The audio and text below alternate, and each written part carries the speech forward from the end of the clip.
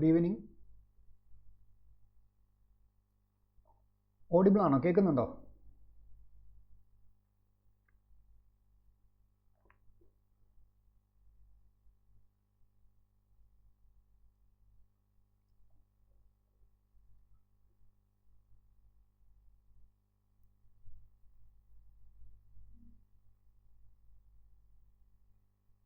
Audible ആണോ?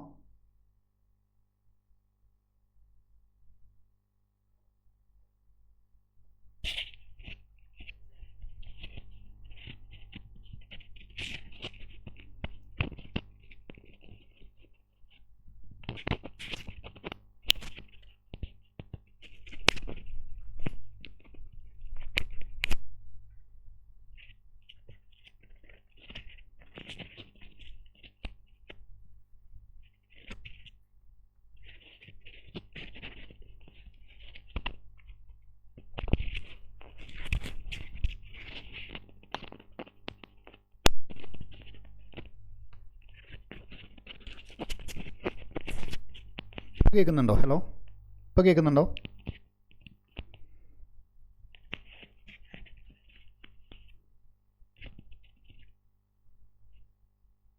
കേൾക്കുന്നുണ്ടോ? ഇപ്പോൾ സൗണ്ട് ഓക്കെ ആണോ?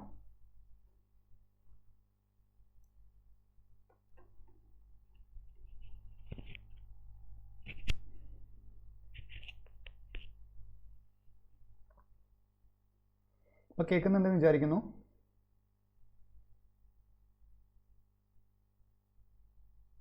അപ്പോൾ നമുക്ക് സ്റ്റാർട്ട് ചെയ്യല്ലേ?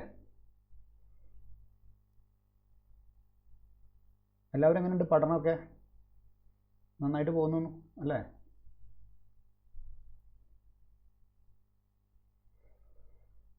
അപ്പോൾ നമുക്ക് തുടങ്ങാം കേട്ടോ.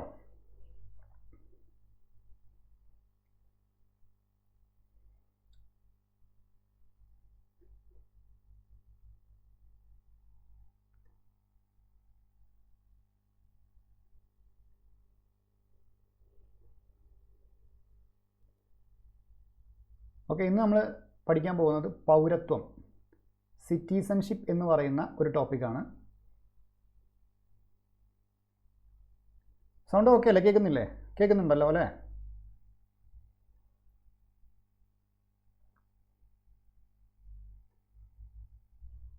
അപ്പോൾ സിറ്റിസൺഷിപ്പ് എന്ന് പറയുന്ന ഒരു ടോപ്പിക്കാണ് നമ്മളിന്ന് പഠിക്കുന്നത്. ചിലർക്കൊക്കെ നമുക്കിപ്പോൾ ഭരണഘടന എടുത്ത് വായിച്ചു കഴിഞ്ഞാലൊക്കെ നമുക്ക് പെട്ടെന്ന് മനസ്സിലാക്കാൻ ബുദ്ധിമുട്ടുള്ള ഒരു ടോപ്പിക്കാണിത്. അതിൻ്റെ പ്രൊവിഷൻസ് എഴുതി വച്ചിരിക്കുന്നൊക്കെ രീതി നമുക്ക് കുറച്ച് വായിച്ചെടുത്ത് മനസ്സിലാക്കാൻ കുറച്ച് ബുദ്ധിമുട്ടുള്ള ഒരു ടോപ്പിക്കാണ്. അപ്പോൾ എല്ലാവരും നന്നായിട്ട് ശ്രദ്ധിക്കുക. അപ്പോൾ പൗരത്വം അഥവാ സിറ്റിസൺഷിപ്പ്.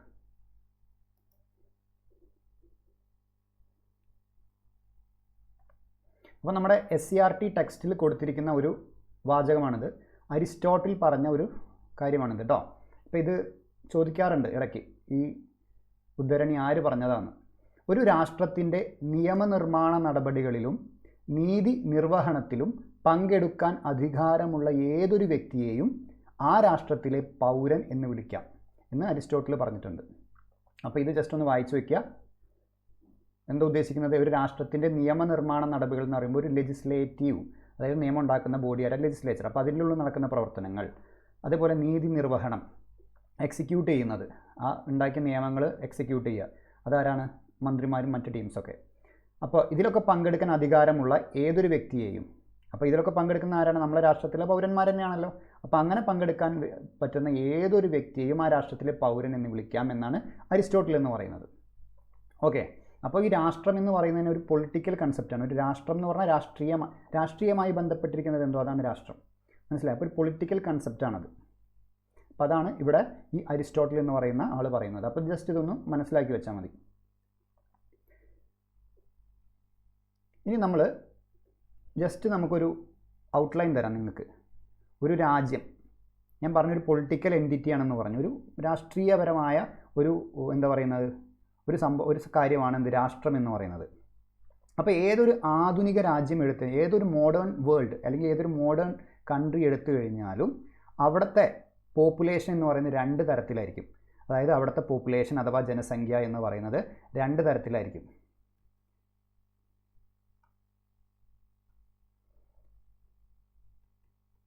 അവിടുത്തെ പോപ്പുലേഷൻ എന്ന് പറയുന്നത് 2 തരത്തിലായിരിക്കും.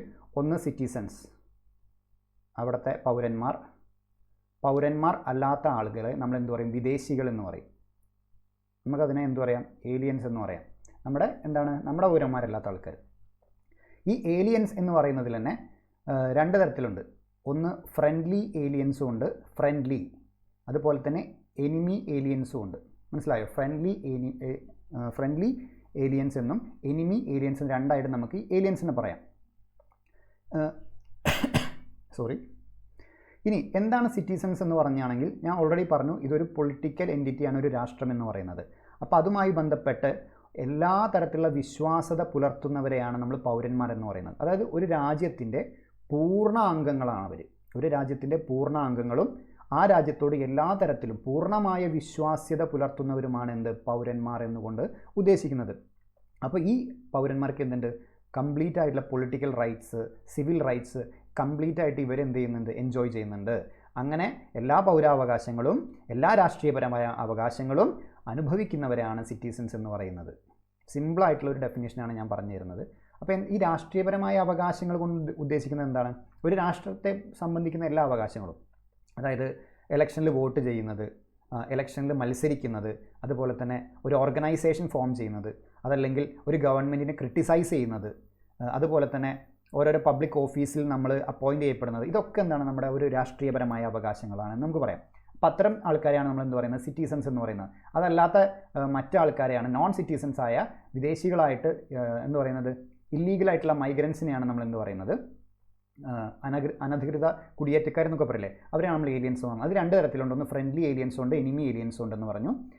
അതായത് എന്താണ് ഏലിയൻസ് കൊണ്ട് ഉദ്ദേശിക്കുന്നത്? മറ്റേതെങ്കിലും രാജ്യത്തിലെ പൗരന്മാരാണ്. മനസ്സിലായോ? അപ്പോൾ ഏലിയൻസ് കൊണ്ട് ഉദ്ദേശിക്കുന്നത് മറ്റേതെങ്കിലും രാജ്യത്തിലെ പൗരന്മാരെയാണ് എന്ത് പറയുന്നത്? ഏലിയൻസ് കൊണ്ട് ഉദ്ദേശിക്കുന്നത്. ഇവർക്ക് നമ്മുടെ നാട്ടിലെ പൗരന്മാരെ പോലെ എല്ലാ civil rights and political rights ഇവർക്ക് എന്തുണ്ടാവില്ല? കിട്ടില്ല. കുറച്ച് കിട്ടും, കംപ്ലീറ്റ് ആയിട്ട് കിട്ടില്ല. മനസ്സിലായില്ലേ? അപ്പോൾ ഏലിയൻസ് 2 വിഭാഗക്കാരുണ്ടെന്ന് പറഞ്ഞു. ഇതിൽ ഫ്രണ്ട്ലി ഏലിയൻസ് കൊണ്ട് ഉദ്ദേശിക്കുന്നത് ഇന്ത്യയുമായി നല്ല ബന്ധം സൂക്ഷിക്കുന്ന രാജ്യങ്ങളിലെ പൗരന്മാരാണ്. ഇന്ത്യയുമായി നല്ല ബന്ധം സൂക്ഷിക്കുന്ന രാജ്യങ്ങളിലെ പൗരന്മാരെ നമ്മൾ എന്ത് വിളിക്കുന്നു? ഫ്രണ്ട്ലി ഏലിയൻസ് എന്ന് വിളിക്കുന്നു. എനിമി ഏലിയൻസ് കൊണ്ട് ഉദ്ദേശിക്കുന്നത് ഇന്ത്യയുമായി യുദ്ധത്തിൽ ഏർപ്പെട്ടുകൊണ്ടിരിക്കുന്ന രാജ്യത്തിലെ പൗരന്മാരാണ്. ഇന്ത്യയുമായി യുദ്ധത്തിൽ ഏർപ്പെട്ടുകൊണ്ടിരിക്കുന്ന രാജ്യത്തിലെ പൗരന്മാരെ നമ്മൾ എന്തു പറയുന്നു? എനിമി ഏലിയൻസ് എന്ന് പറയുന്നു. അപ്പോൾ ഈ എനിമി ഏലിയൻസിനേക്കാൾ കൂടുതൽ അവകാശങ്ങളുള്ളത് ആരൊക്കെയാണ്? ഈ ഫ്രണ്ട്ലി ഏലിയൻസാണ്.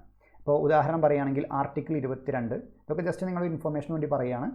ഇതൊക്കെ മൊത്തത്തിൽ പഠിക്കുമ്പോഴാണ് നമുക്കൊരു സിറ്റിസൺഷിപ്പ് എന്ന് പറയുന്ന ഒരു പൂർണ്ണമായ കൺസെപ്റ്റ് നമുക്ക് മനസ്സിലാവും. അപ്പോൾ ആർട്ടിക്കിൾ 22 ആണ് ഭരണഘടനയിലെ മൗലിക അവകാശം, ഫണ്ടമെൻ്റൽ റൈറ്റായ ആർട്ടിക്കിൾ 22 എന്താ പറയുന്നത്? അറസ്റ്റിനും ഡിറ്റൻഷനും എതിരെയുള്ള, തടങ്കലിനും എതിരെയുള്ള സംരക്ഷണം നൽകുന്ന ഒരു ആർട്ടിക്കിളാണ് ആർട്ടിക്കിൾ 22 എന്ന് പറയുന്നത്. ഇത് ആർക്ക് കിട്ടില്ല? എനിമി ഏലിയൻസിന് കിട്ടത്തില്ല, പക്ഷേ ഫ്രണ്ട്ലി ഏലിയൻസിന് കിട്ടും. മനസ്സിലായി? അതാണ് ജസ്റ്റ് ഒരു ഔട്ട്ലൈൻ ആയിട്ട് എനിക്ക് പറയാനുള്ളത്. അടുത്ത കാര്യം പറയുന്നത്, നമ്മുടെ പൗരത്വം എന്ന് പറയുന്നത് ഒരു തുല്യത എന്ന് പറയുന്ന ആശയമാണ്. തുല്യത എന്ന് പറയുന്ന ഒരു ആശയമാണ് സിറ്റിസൺഷിപ്പ് അഥവാ പൗരത്വം. ഈക്വലൈസേഷൻ കൺസെപ്റ്റ് എന്ന് പറയും. ഈക്വലൈസേഷൻ കൺസെപ്റ്റ് എന്ന് പറയുന്ന ഒരു കൺസെപ്റ്റാണ് സിറ്റിസൺഷിപ്പിലൂടെ ഉദ്ദേശിക്കുന്നത്. അതായത് ഒരാൾ പൗരനായി കഴിഞ്ഞാൽ എന്തായി? നിയമത്തിൻ്റെ കണ്ണിൽ എല്ലാവരും തുല്യരാണ്. അപ്പോൾ നമ്മുടെ രാജ്യത്തിലെ പൗരന്മാരെന്ന് പറയുന്ന എല്ലാവർക്കും ഈക്വലായിട്ടുള്ള അവകാശങ്ങളാണ്, ഈക്വലായ നിയമങ്ങളാണ്. അപ്പോൾ നിയമത്തിൻ്റെ കണ്ണിൽ നമ്മളെ രാജ്യത്തെ പൗരന്മാരെല്ലാവരും തുല്യരാണ്. ആ തുല്യത, അതാണ് തുല്യത എന്ന് പറയുന്ന ഒരു കൺസെപ്റ്റ് എന്ന് പറയുന്നത്. അപ്പോൾ എല്ലാവരും നിയമത്തിൻ്റെ കണ്ണിൽ തുല്യരാണ് എന്ന് പറയുമ്പോൾ അവിടെ എന്താണ് ഞാൻ അവിടെ സ്ട്രെസ് ചെയ്യുന്നത്? റൂൾ ഓഫ് ലോ അഥവാ equality before law. Equality before law, നിയമത്തിന് മുന്നിൽ നമ്മൾ എല്ലാവരും തുല്യരാണെന്ന് നമ്മൾ പഠിച്ചിട്ടുണ്ട്. ആർട്ടിക്കിൾ 14 പഠിച്ചിട്ടുണ്ട്. ഈ കൺസെപ്റ്റ് എവിടെ നിന്നാണ് വന്നിട്ടുള്ളത്? റൂൾ ഓഫ് ലോ എന്ന് പറയുന്ന കൺസെപ്റ്റിൽ നിന്നാണ് വന്നത് എന്നൊക്കെ നമ്മൾ പഠിച്ചിട്ടുണ്ട്, ഇല്ലേ? Rule of law. ഈ റൂൾ ഓഫ് ലോ ആരതാണ്? A.V. ഡൈസി എന്ന് പറയുന്ന ഒരാളുടെയാണ് ഈ എന്ത് പറയുന്നത്? ഈ റൂൾ ഓഫ് ലോ എന്ന് പറയുന്ന കൺസെപ്റ്റ്. അദ്ദേഹത്തിൻ്റെ ഒരു പുസ്തകത്തിൻ്റെ പേര് ഞാൻ ഇവിടെ പറയാം, അത് പരീക്ഷയ്ക്ക് ചോദിക്കാം. Law of the constitution. Law of the constitution എന്ന് പറയുന്ന ഒരു ഇദ്ദേഹത്തിൻ്റെ പുസ്തകത്തിൽ നിന്നാണ് റൂൾ ഓഫ് ലോ എന്ന് പറയുന്ന ഒരു കൺസെപ്റ്റ് വരുന്നത്. മനസ്സിലായില്ലേ? ഇതൊരു ബ്രിട്ടീഷ് കൺസെപ്റ്റാണ്. റൂൾ ഓഫ് ലോ എന്ന് പറയുന്നത്. നമ്മളത് ആർട്ടിക്കിൾ 14 ആദ്യത്തെ ഭാഗമായി ഇക്വാലിറ്റി ബിഫോർ ലോ എന്ന് പറയുന്ന ആ ഒരു ഭാഗത്തേക്ക് നമ്മൾ ഈ റൂൾ ഓഫ് ലോ എന്ന് പറയുന്ന ആശയം എടുത്തിട്ടുണ്ട്. ഈക്വാലിറ്റി ബിഫോർ ലോ എന്ന് പറയുന്ന ഒരു നെഗറ്റീവ് കൺസെപ്റ്റാണ് എന്നുള്ള കാര്യങ്ങളൊക്കെ നമ്മൾ ഫണ്ടമെൻ്റൽ റൈറ്റ്സിൽ ഇനി പഠിക്കും. ആ കാര്യങ്ങൾ കൂടുതലായിട്ട് നമുക്ക് അവിടെ ഡിസ്കസ് ചെയ്യാം. അപ്പോൾ ഇത്രേ പറഞ്ഞത്. ഇത് ആർട്ടിക്കിൾ 14 സാമ്യതയുള്ള ഒരു സംഭവമാണ്, ഒരു കൺസെപ്റ്റ്, ആശയം തന്നെയാണ് എന്ത് സിറ്റിസൺഷിപ്പ് എന്നുള്ള രീതിയിൽ നിങ്ങളൊന്ന് മനസ്സിലാക്കി വയ്ക്കുക. അതുപോലെ തന്നെ നമ്മളെ ഭരണഘടന എടുക്കുകയാണ്, ഭരണഘടനയും സിറ്റിസൺഷിപ്പും ഈ രണ്ട് ആശയങ്ങളും നമ്മൾ എടുക്കണം. രണ്ട് കാര്യങ്ങളും നമ്മളൊന്ന് എടുത്ത് പരിശോധിക്കുകയാണെങ്കിൽ നമുക്ക് മനസ്സിലാവും. ഭരണഘടന എന്ന് പറയുന്ന കാര്യം, ഭരണഘടന എന്ന് പറയുന്നത് തലമുറകൾ ഇങ്ങനെ മാറിക്കൊണ്ടിരിക്കുകയാണ്. 1950 ഭരണഘടന വന്നു, പക്ഷേ ഇത്രയും കാലങ്ങളായിട്ടും ഭരണഘടനയിൽ അധികം കാര്യമായിട്ടുള്ള മാറ്റങ്ങളൊന്നും സംഭവിച്ചിട്ടില്ല. അതായത് എന്താണ്, അതൊരു ടൈംലെസ്നെസ്, കാലങ്ങൾക്ക് അതീതമായിട്ട് നിലനിൽക്കുന്ന ഒരു സാധനമാണ് ഭരണഘടന എന്നാണ് പറയുന്നത്. മനസ്സിലായോ? അതായത് they can apply across generations അല്ലെങ്കിൽ ഡെക്കേഡ്സ്.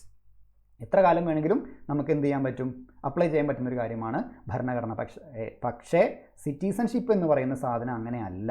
കാരണം എന്താണ്, ഭരണഘടനയിൽ ആകെ പറയുന്നത് എന്താണ്, immediate application of part 2. Part 2 എന്താണെന്ന് ഞാൻ പറയാം. അപ്പോൾ ഭരണഘടന പറയുന്നത്, നമ്മളെ ഭരണഘടനയിൽ പറയുന്ന സിറ്റിസൺഷിപ്പ് എന്താണ്, ഇമ്മീഡിയറ്റ് അപ്ലിക്കേഷനാണ്. ഭരണഘടന നിലവിൽ വന്ന ദിവസം എങ്ങനെയാണ് ഇതിൻ്റെ അപ്ലിക്കേഷൻ എന്ന് പറയുന്ന ഒരു ഇമ്മീഡിയറ്റ്, വേഗത്തിലുള്ള ഒരു അപ്ലിക്കേഷൻ മാത്രമാണ് ഭരണഘടനയിൽ പറയുന്നത്. അപ്പോൾ അതാണ് ഭരണഘടനയും സിറ്റിസൺഷിപ്പും തമ്മിൽ നമുക്ക് ഒരു വ്യത്യാസമായിട്ട് പറയാനുള്ളത്. മനസ്സിലായോ? അതൊരു ഇമ്മീഡിയറ്റ് അപ്ലിക്കേഷനാണ് ഇതിൽ പറയുന്നത്. അതുപോലെ തന്നെ എന്താണ്, ഇമ്മീഡിയറ്റ് അപ്ലിക്കേഷൻ ഇവിടെ പറയുന്നു, ഭരണഘടനയിൽ പറയുന്നു. അതിന് ശേഷമുള്ള മാറ്റങ്ങളും കാര്യങ്ങളൊക്കെ തീരുമാനിക്കുന്നത് ആരാണ്, പാർലമെൻറ്റാണ്. ജസ്റ്റ് ഒരു ഇൻട്രൊഡക്ഷൻ ആയിട്ടാണ് ഞാൻ ഇത്രയും പറയുന്നത്. ഓക്കെ, അടുത്തത് പറയാനുള്ളത്, നമ്മുടെ ഇന്ത്യയിൽ പൗരന്മാർക്ക് മാത്രം ലഭിക്കുന്ന അവകാശങ്ങൾ ഏതൊക്കെയാണെന്ന് അറിയാമോ? നമ്മുടെ ഇന്ത്യയിൽ പൗരന്മാർക്ക്, ഞാൻ ഓൾറെഡി പറഞ്ഞു, പോപ്പുലേഷൻ രണ്ടായിട്ട് തിരിക്കാം. ഒന്ന് സിറ്റിസൺസ് അല്ലെങ്കിൽ ഏലിയൻസ്. ഇതിൽ പൗരന്മാരെന്ന് പറയുന്ന സിറ്റിസൺസ്, നമ്മൾക്ക്, അതായത് നമ്മൾ പൗരന്മാരാണല്ലോ. അപ്പോൾ നമുക്ക് ലഭിക്കുന്ന അവകാശങ്ങൾ മാത്രം, അതായത് ഇത് ആർക്ക് കിട്ടില്ല, ഏലിയൻസ്, അതായത് വിദേശികൾക്ക് കിട്ടാത്ത, നമ്മുടെ രാജ്യത്തെ വിദേശികൾക്ക് കിട്ടാതെ നമ്മുടെ പൗരന്മാർക്ക് മാത്രം കിട്ടുന്ന ഏതൊക്കെ നിയമങ്ങളുണ്ടെന്നാണ് പറയുന്നത്, ഏതൊക്കെ ഫണ്ടമെൻ്റൽ റൈറ്റ്സ് ഉണ്ടെന്നാണ് പറയുന്നത്. അത് പരീക്ഷയ്ക്ക് ഷുവർ ക്വസ്റ്റ്യൻ ആണ്, ഇതിന് ചോദിച്ചിട്ടുണ്ട്, ഇനിയും ചോദിക്കും. ആർട്ടിക്കിൾ 15, 16, 19, 29, 30 ഇത്രയും മൗലിക അവകാശങ്ങൾ ആർക്ക് മാത്രമേ ഉള്ളൂ, സിറ്റിസൺസിന് മാത്രമേ ഉള്ളൂ. ഇതാർക്ക് കിട്ടില്ല, വിദേശികൾക്ക് കിട്ടില്ല. അപ്പോൾ ഇതെന്താന്ന് ഇത് ജസ്റ്റ് പഠിച്ചു വയ്ക്കുക. അതെന്താ ഏതാണെന്നുള്ളതൊക്കെ നമ്മൾ വിശദമായിട്ട് മൗലികാവകാശങ്ങൾ പഠിക്കും. 15 എന്താണ്, മതം, വംശം, ജാതി, ലിംഗഭേദം, ജന്മസ്ഥലം എന്നിവയുടെ അടിസ്ഥാനത്തിൽ മാത്രമുള്ള വിവേചനം നിരോധിക്കുന്നു. മറ്റ് കാര്യങ്ങളിലുള്ള വിവേചനം പാടും എന്നാണ് അവിടെ പറയുന്നതിൻ്റെ ഇൻഡയറക്റ്റായിട്ട് പറയുന്നത്. എന്താണ്, ഈ പറയുന്ന കാര്യങ്ങളിലുള്ള വിവേചനം പാടില്ല, പക്ഷേ വേറെ കാര്യങ്ങളൊക്കെയുള്ള വിവേചനമാവാം എന്നാണ് ഇൻഡയറക്റ്റായിട്ട് പറയുന്നത്. നമ്മളത് കൂടുതൽ പഠിക്കുമ്പോൾ അത് മനസ്സിലാവും കേട്ടോ. ഇനി ആർട്ടിക്കിൾ 16 എന്താണ്, പൊതു തൊഴിലിൻ്റെ കാര്യങ്ങളിൽ അവസര സമത്വം. പൊതു തൊഴിലിൻ്റെ കാര്യങ്ങൾ അവസര സമത്വമാണ് 16. 19 പറയുന്നത് അഭിപ്രായ സ്വാതന്ത്ര്യവും മുതലായ ചില അവകാശങ്ങളുടെ സംരക്ഷണമാണ് 19 പറയുന്നത്. 29 എന്താ പറയുന്നത്, കൾച്ചറൽ ആൻഡ് എഡ്യൂക്കേഷണൽ റൈറ്റ്സ് ആണ് 29, 30. 29 പറയുന്നത് എന്താണ്, ന്യൂനപക്ഷങ്ങളുടെ താല്പര്യങ്ങളുടെ സംരക്ഷണത്തെക്കുറിച്ചാണ് 29 പറയുന്നത്. 30 എന്താ പറയുന്നത്, വിദ്യാഭ്യാസ സ്ഥാപനങ്ങൾ സ്ഥാപിക്കുന്നതിനും നിയന്ത്രിക്കുന്നതിനുമുള്ള ന്യൂനപക്ഷങ്ങളുടെ അവകാശത്തെക്കുറിച്ച് പറയുന്നതാണ് 30. അപ്പോൾ ഇത്രയും കാര്യങ്ങൾ, സിറ്റിസൺസിനുള്ള കാര്യങ്ങൾ നിർബന്ധമായിട്ട് നിങ്ങൾ പഠിച്ചു വയ്ക്കേണ്ട കാര്യമാണ്. ഇത് ഉറപ്പായിട്ട് ചോദിക്കും.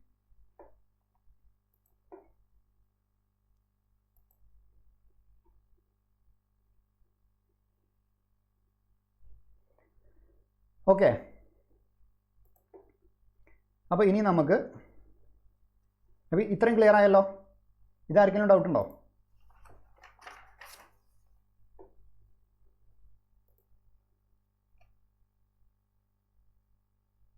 ഓക്കെയാണ്. ഇപ്പോൾ നമ്മൾ അവകാശങ്ങളുടെ കാര്യം പറഞ്ഞു. അപ്പോൾ നമ്മുടെ പൗരന്മാർക്കും എല്ലാവർക്കും ഇത്ര അവകാശങ്ങളുണ്ട്. നമ്മുടെ പൗരന്മാർക്ക് പ്രത്യേകിച്ച് കുറേ അവകാശങ്ങളുണ്ട്. അതേപോലെ പൗരന്മാർക്ക് മാത്രം, ഇത് പൗരന്മാർക്ക് മാത്രം കിട്ടുന്നതാണ്. അതേപോലെ പൗരന്മാർക്ക് മാത്രം കിട്ടുന്ന വേറെ കുറച്ച് അവകാശങ്ങൾ കൂടിയുണ്ട്. നമുക്ക് ലോകസഭ, സംസ്ഥാന നിയമസഭ ഇലക്ഷൻസിൽ മത്സരിക്കാം, അതിൽ പാർട്ടിസിപ്പേറ്റ് ചെയ്യാനുള്ളത്, നമുക്ക് വോട്ട് ചെയ്യാനുള്ള അവകാശങ്ങളൊക്കെ ആർക്കേ ഉള്ളൂ, നമ്മുടെ സിറ്റിസൺസിന് മാത്രമേ ഉള്ളൂ. അതുപോലെ തന്നെ ചില പൊതു സ്ഥാപനങ്ങളിൽ നമുക്ക് അംഗങ്ങളാവാം. അതായത് ഉദാഹരണം പറയുകയാണെങ്കിൽ പ്രസിഡൻറ്റ്, വൈസ് പ്രസിഡൻറ്റ്, സുപ്രീം കോടതി, ഹൈക്കോടതി ജഡ്ജികൾ, ഗവർണർമാർ, attorney general, advocate general of state, ഇവർക്കോ ഈ പൊസിഷൻസൊക്കെ കൈയാളുന്നത് ആരായിരിക്കും, നമ്മുടെ സിറ്റിസൺസിന് മാത്രമായിരിക്കും. അത് വേറെ ആർക്കും കിട്ടത്തില്ല. അപ്പോൾ ആ കാര്യങ്ങളും കൂടി ജസ്റ്റ് നിങ്ങൾ ആലോചിച്ച് വയ്ക്കുക. ഇപ്പോൾ ഈ പറഞ്ഞ അവകാശങ്ങളൊക്കെ നമുക്ക് സിറ്റിസൺസിന് രാജ്യം തരുന്നുണ്ട്, ഭരണഘടന തരുന്നുണ്ട്. അപ്പോൾ നമുക്ക് ഭരണഘടനയോട് എന്തുണ്ട്, ഒരു ചുമതല കൂടിയുണ്ട്. ആ ചുമതല എന്ന് പറയുന്നതാണ് ഫണ്ടമെൻ്റൽ ഡ്യൂട്ടീസായിട്ട് പിന്നീട് വന്നത്. അപ്പോൾ ഒരു ഡ്യൂട്ടീസ്, അത് ആർക്കൊക്കെയാണോ അവകാശങ്ങളത് ആ അവകാശങ്ങൾ ആസ്വദിക്കുന്ന ആൾക്കാർക്ക് രാജ്യത്തോടൊരു കടമയുണ്ടല്ലോ. ആ കടമയെക്കുറിച്ച് ഫണ്ടമെൻ്റൽ ഡ്യൂട്ടീസ് വിശദമായി പറയുന്നുണ്ട്. അതാണ് ഇപ്പോൾ ഒരു കടമയാണ് നമുക്ക് പറയാം. ഫണ്ടമെൻ്റൽ ഡ്യൂട്ടീസ് പൊതുവേ പറയുന്നതാണ്. അതല്ലാതെ നമുക്കൊരു കടമയുണ്ട്. ഇപ്പോൾ ടാക്സ് അടയ്ക്കുക എന്ന് പറയുന്നൊരു കടമയാണ്. അതുപോലെ തന്നെ ഫണ്ടമെൻ്റൽ ഡ്യൂട്ടീസ് പറയുന്ന പോലെ ദേശീയ പതാക, ദേശീയ ഗാനം എന്നിവ ബഹുമാനിക്കുക, അതേപോലെ രാജ്യത്തെ സംരക്ഷിക്കുക, ഈ പറയുന്ന കാര്യങ്ങളൊക്കെ നമ്മുടെ കടമകളാണ്. അപ്പോൾ കടമകളും കൂടി ആർക്കുണ്ട്? സിറ്റിസൺസിനുണ്ട് എന്നുള്ള കാര്യം ആലോചിച്ച് വെക്കുക. അവകാശം മാത്രമല്ല കടമയും കൂടിയുണ്ട്. പിന്നെ അതേപോലെ ഒരു പരീക്ഷയൊക്കെ ചോദിക്കാൻ ചാൻസ് ഉള്ള ഒരു സ്റ്റേറ്റ്മെൻറ്റായിട്ട് വരാൻ ചാൻസ് ഉള്ള ഒരു ക്വസ്റ്റ്യനാണ് നമ്മുടെ പ്രസിഡൻ്റ് എന്ന് പറയും. നമ്മുടെ പ്രസിഡൻറ്റും അമേരിക്കൻ പ്രസിഡൻറ്റും തമ്മിലൊരു വ്യത്യാസമുണ്ട്. അമേരിക്കയിൽ ഒരു വ്യക്തിക്ക് പ്രസിഡൻ്റ് ആവണമെങ്കിൽ അയാൾക്ക് ജന്മസിദ്ധമായ പൗരത്വമുള്ളൊരു വ്യക്തിയെ പറ്റില്ല. അതായത് അയാൾ ആ രാജ്യത്ത് ആ മണ്ണിൽ ജനിച്ച ഒരു വ്യക്തിക്ക് മാത്രമേ അവിടെ പ്രസിഡൻ്റ് ആവാൻ സാധിക്കൂ, ഇവിടെ അമേരിക്കയിൽ. പക്ഷേ ഇന്ത്യയിൽ അങ്ങനെയല്ല. ഇന്ത്യയിൽ ഒന്നെങ്കിൽ ജന്മസിദ്ധമായ പൗരത്വം, അല്ലെങ്കിൽ അതായത് നമ്മൾ ഇന്ത്യയിൽ ജനിച്ചൊരു വ്യക്തിയായിരിക്കാം. അതല്ല എന്നുണ്ടെങ്കിൽ നാച്ചുറലൈസേഷൻ എന്ന് പറഞ്ഞൊരു പ്രോസസ്സ്, അത് കുറച്ച് കഴിയുമ്പോൾ നമ്മൾ പഠിക്കും. അതായത് ചിരകാല അധിവാസം മുഖേനയുള്ള പൗരത്വം. ഈ രണ്ട് തരത്തിലുള്ള പൗരത്വം ഉള്ള ഒരു വ്യക്തിക്ക് ഇന്ത്യൻ പ്രസിഡൻ്റായിട്ട് മത്സരിക്കാൻ സാധിക്കുമെന്നാണ് പറയുന്നത്. മനസ്സിലായില്ലേ? അപ്പോൾ ഒന്നെങ്കിൽ ബൈ ബർത്ത്, ജന്മസിദ്ധമായ പൗരത്വം, അതല്ല എന്നുണ്ടെങ്കിൽ ചിരകാല അധിവാസം മുഖേന ലഭിക്കുന്ന പൗരത്വം. ഈ രണ്ട് കാറ്റഗറിയിലുള്ള പൗരന്മാർക്കും, ഇവർ രണ്ടും പൗരന്മാരാണ്, ഈ രണ്ട് കാറ്റഗറിയിലുള്ള പൗരന്മാർക്കും ഇന്ത്യയിൽ പ്രസിഡൻ്റ് ആവാം. മനസ്സിലായോ? ഇന്ത്യൻ പ്രസിഡൻ്റ് ആകാം. ഓക്കെ.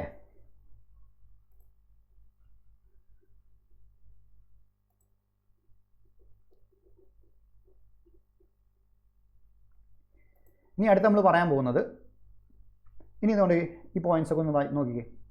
ഭാരതത്തിൽ പൗരത്വം എന്ന ഭരണഘടനാ വ്യവസ്ഥ 1949 നവംബർ 26 തന്നെ പ്രാബല്യത്തിൽ വന്നിട്ടുണ്ട്. അത് ഇമ്പോർട്ടൻ്റ് ആയിട്ടൊരു പോയിൻ്റാണ്. അപ്പോൾ നമ്മൾ ഭരണഘടനാ നിർമ്മാണ സഭയിലൊക്കെ പഠിക്കുന്നുണ്ട്. എന്ത്? 1949 നവംബർ 26 എന്നൊരു ഡേറ്റാണ് പ്രിയാമ്പിളിൽ കാണിക്കുന്നൊരു ഡേറ്റ്. അന്ന് എന്തായി? ഭരണഘടന നിലവിൽ വന്നിട്ടില്ല. മനസ്സിലായില്ലേ? ഇനാക്ട് ചെയ്ത വർഷമാണത്. അപ്പോൾ നിലവിൽ വന്നത് എന്നാണ്? കമൻസ്മെൻറ്റ് ഓഫ് ദി കോൺസ്റ്റിറ്റ്യൂഷൻ എന്ന് പറയുമ്പോൾ 1950 ജനുവരി 26 ഇന്ത്യ റിപ്പബ്ലിക് ആയ ദിവസം. അപ്പോൾ ഈ ദിവസം തന്നെ ഭരണഘടനയിലെ ചില വ്യവസ്ഥകൾ എന്തിൽ വന്നിട്ടുണ്ട്? നിലവിൽ വന്നിട്ടുണ്ട്. മനസ്സിലായി? അതിലൊന്നാണ് പൗരത്വം എന്ന് പറയുന്നത്. അപ്പോൾ പൗരത്വം എന്ന് പറയുന്ന, ഭാരതത്തിൽ നമ്മുടെ പൗരത്വം എന്ന് പറയുന്നത് ഭരണഘടനാ വ്യവസ്ഥ എന്ന് പറയുന്ന ഭരണഘടനാ വ്യവസ്ഥ ഈ പറയുന്ന ഡേറ്റിൽ പ്രാബല്യത്തിൽ വന്നിട്ടുണ്ട്. അന്ന് പ്രാബല്യത്തിൽ വന്ന കുറച്ച് കാര്യങ്ങളാണ് ഇതൊക്കെ. ഒന്ന് ഇലക്ഷൻ എന്ന് പറയുന്നത്. ഇലക്ഷൻ എന്ന് പറയുന്ന സമയത്ത് ഒന്നാണ്. അതേപോലെ പ്രൊവിഷണൽ പാർലമെൻറ്റ്, താൽക്കാലിക പാർലമെൻറ്റ് എന്ന് പറയുന്ന ഒരു വ്യവസ്ഥ വന്നിട്ടുണ്ട്. അതേപോലെ എടുത്തു പറയുകയാണെങ്കിൽ നമുക്ക് ആർട്ടിക്കിൾ 5, 6, 7, 8, 9 ഈ പറയുന്ന ആർട്ടിക്കിളൊക്കെ ഈ പറയുന്ന ദിവസത്തിലാണ് നിലവിൽ വന്നത്. ഈ പറയുന്ന 5 സാധനങ്ങളും എന്താണ്? നമ്മുടെ പൗരത്വമായി ബന്ധപ്പെട്ടതാണ്. പൗരത്വമായി ബന്ധപ്പെട്ടാണ് ഓരോ ആർട്ടിക്കിൾ എന്താ നമ്മൾ നോക്കുന്നുണ്ട്. പൗരത്വമായി ബന്ധപ്പെട്ട കാര്യമാണ്. മനസ്സിലായല്ലോ? അതേപോലെ ഇന്ത്യ പിന്തുടരുന്നത് ഏക പൗരത്വമാണ്. ഇന്ത്യ പിന്തുടരുന്നത് ഏക പൗരത്വമാണ്. അത് നമ്മൾ കടമെടുത്തിരിക്കുന്നത് ബ്രിട്ടനിൽ നിന്നാണ്. മനസ്സിലായോ? ഇനി 2 പൗരത്വമുള്ളത്, ഡുവൽ സിറ്റിസൺഷിപ്പുള്ള രാജ്യം ഏതാണ്? അമേരിക്കയാണ്, നമുക്കറിയാം. അപ്പോൾ ഇന്ത്യ പിന്തുടരുന്നത് ഏക പൗരത്വമാണ്. അത് ബ്രിട്ടനിൽ നിന്നാണ് കടമെടുത്തിരിക്കുന്നത്. പിന്നെ അടുത്തൊരു പോയിന്റ്, ഇന്ത്യയിൽ ഇരട്ട പൗരത്വം എന്നൊരു ആശയം നിർദ്ദേശിച്ച ഒരു കമ്മിറ്റി ഉണ്ട്. എല്ലാം സിംഗ്വി കമ്മിറ്റി എന്ന് പറയുന്ന കമ്മിറ്റി ഇന്ത്യയിൽ ഇരട്ട പൗരത്വം എന്നൊരു ആശയം നിർദ്ദേശിച്ചിട്ടുണ്ട്. അതുപോലെ തന്നെ ഭരണഘടനയിലെ ഭാഗം 2 എന്ത്? പൗരത്വത്തെക്കുറിച്ച് പറയുന്നത്. അപ്പോൾ വളരെ ഇമ്പോർട്ടൻ്റ് ആയിട്ട് മനസ്സിലാക്കുക. ഭാഗം 2. ആ ഭാഗം 2 എത്ര ആർട്ടിക്കിൾ ഉണ്ട്? ആർട്ടിക്കിൾ 5 മുതൽ 11 വരെയാണ് എന്ത്? പൗരത്വത്തെക്കുറിച്ച് പറയുന്നത്. പാർട്ട് 2 ഭാഗം 2 അനുച്ഛേദം അഥവാ ആർട്ടിക്കിൾ 5 മുതൽ 11 വരെയാണ് എന്നുള്ള കാര്യം എല്ലാവരും ഒന്ന് ആലോചിച്ച് വയ്ക്കുക. ക്ലിയർ ആണല്ലോ അല്ലേ?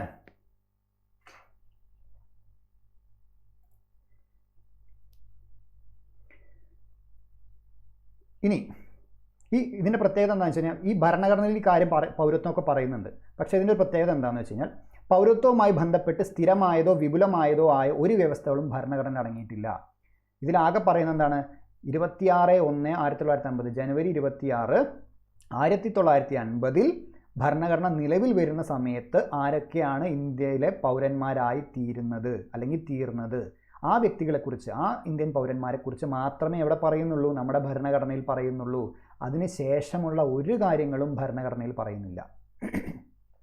അപ്പോൾ അത് ആദ്യം മനസ്സിലാക്കുക. അതായത് സ്ഥിരമായിട്ടുള്ളൊരു കാര്യം പറഞ്ഞു, അതിനെ നേരത്തെ ഞാൻ പറഞ്ഞല്ലോ. ടൈംലെസ്നെസ് എന്ന് പറയുന്നത്. അത് ഇമ്മീഡിയറ്റ് അപ്ലിക്കേഷൻ, ഭരണഘടനയുടെ ഇമ്മീഡിയറ്റ് അപ്ലിക്കേഷന് വേണ്ടിയുള്ള കാര്യങ്ങൾ മാത്രമേ നമ്മുടെ പൗരത്വത്തിൽ പറയുന്നുള്ളൂ എന്ന് പറയുന്നതിൻ്റെ മറ്റൊരു വ്യാഖ്യാനമാണ് ഞാനിപ്പോൾ ഇവിടെ പറഞ്ഞത്. അപ്പോൾ ഇത് വളരെ ഇമ്പോർട്ടൻ്റ് ആയിട്ടുള്ളൊരു പോയിൻ്റാണ്. പിന്നെ ഭരണഘടനയുടെ ആരംഭത്തിന് ശേഷം പൗരത്വം നേടുന്നതോ നഷ്ടപ്പെടുന്നതോ ആയി ബന്ധപ്പെട്ട പ്രശ്നങ്ങളെക്കുറിച്ച് ഭരണഘടനയിലൊന്നും തന്നെ പറയുന്നില്ല. മനസ്സിലായല്ലോ? അപ്പോൾ 1950 മാത്രം ഈ ദിവസം ആരൊക്കെയാണ് ഏതൊക്കെ വ്യക്തികളാണ് നമ്മുടെ പൗരന്മാരായി തീർന്നത് എന്ന കാര്യം മാത്രമേ ഭരണഘടനയിൽ പറയുന്നുള്ളൂ. അതിനുശേഷം ആർക്കൊക്കെ പൗരത്വം കിട്ടും അല്ലെങ്കിൽ ആർക്കൊക്കെ നഷ്ടപ്പെടും, അതെങ്ങനെ നഷ്ടപ്പെടും, എങ്ങനെ കിട്ടും എന്നുള്ള ഒരു കാര്യങ്ങളും എവിടെ പറയുന്നില്ല, ഭരണഘടനയിൽ പറയുന്നില്ല. പകരം പൗരത്വവുമായി ബന്ധപ്പെടുന്ന ഇത്തരം കാര്യങ്ങളിലും മറ്റ് കാര്യങ്ങളിലും തീരുമാനമെടുക്കുന്നതിന് വേണ്ടി ഭരണഘടന ആരെ ചുമതലപ്പെടുത്തി? പാർലമെൻറ്റിന് കംപ്ലീറ്റ് പവർ കൊടുത്തു. മനസ്സിലായോ? ഈ എടുത്തു പറയുന്നതാണ് ആർട്ടിക്കിൾ 11 എന്ന് പറയുന്നത്. മനസ്സിലായോ? നമ്മുടെ ഭരണഘടനയിലെ ആർട്ടിക്കിൾ 11 ഈ പറയുന്നത്. മനസ്സിലായോ? അത് പൗരത്വമായി ബന്ധപ്പെടുന്ന ഇത്തരം കാര്യങ്ങളിലും ഇത്തരം കാര്യങ്ങളെന്ന് പറഞ്ഞു കഴിഞ്ഞാൽ പൗരത്വം നേടുന്നത് നഷ്ടപ്പെടുന്നത് എന്ന കാര്യം, അത് അല്ലാതെ മറ്റ് കാര്യങ്ങളിലൊക്കെ തീരുമാനമെടുക്കുന്നതിന് വേണ്ടി ഭരണഘടന പാർലമെൻറ്റിനെ അധികാരപ്പെടുത്തിയിരിക്കുന്നു എന്നുള്ള കാര്യം നിങ്ങൾ ആലോചിച്ച് വയ്ക്കുക.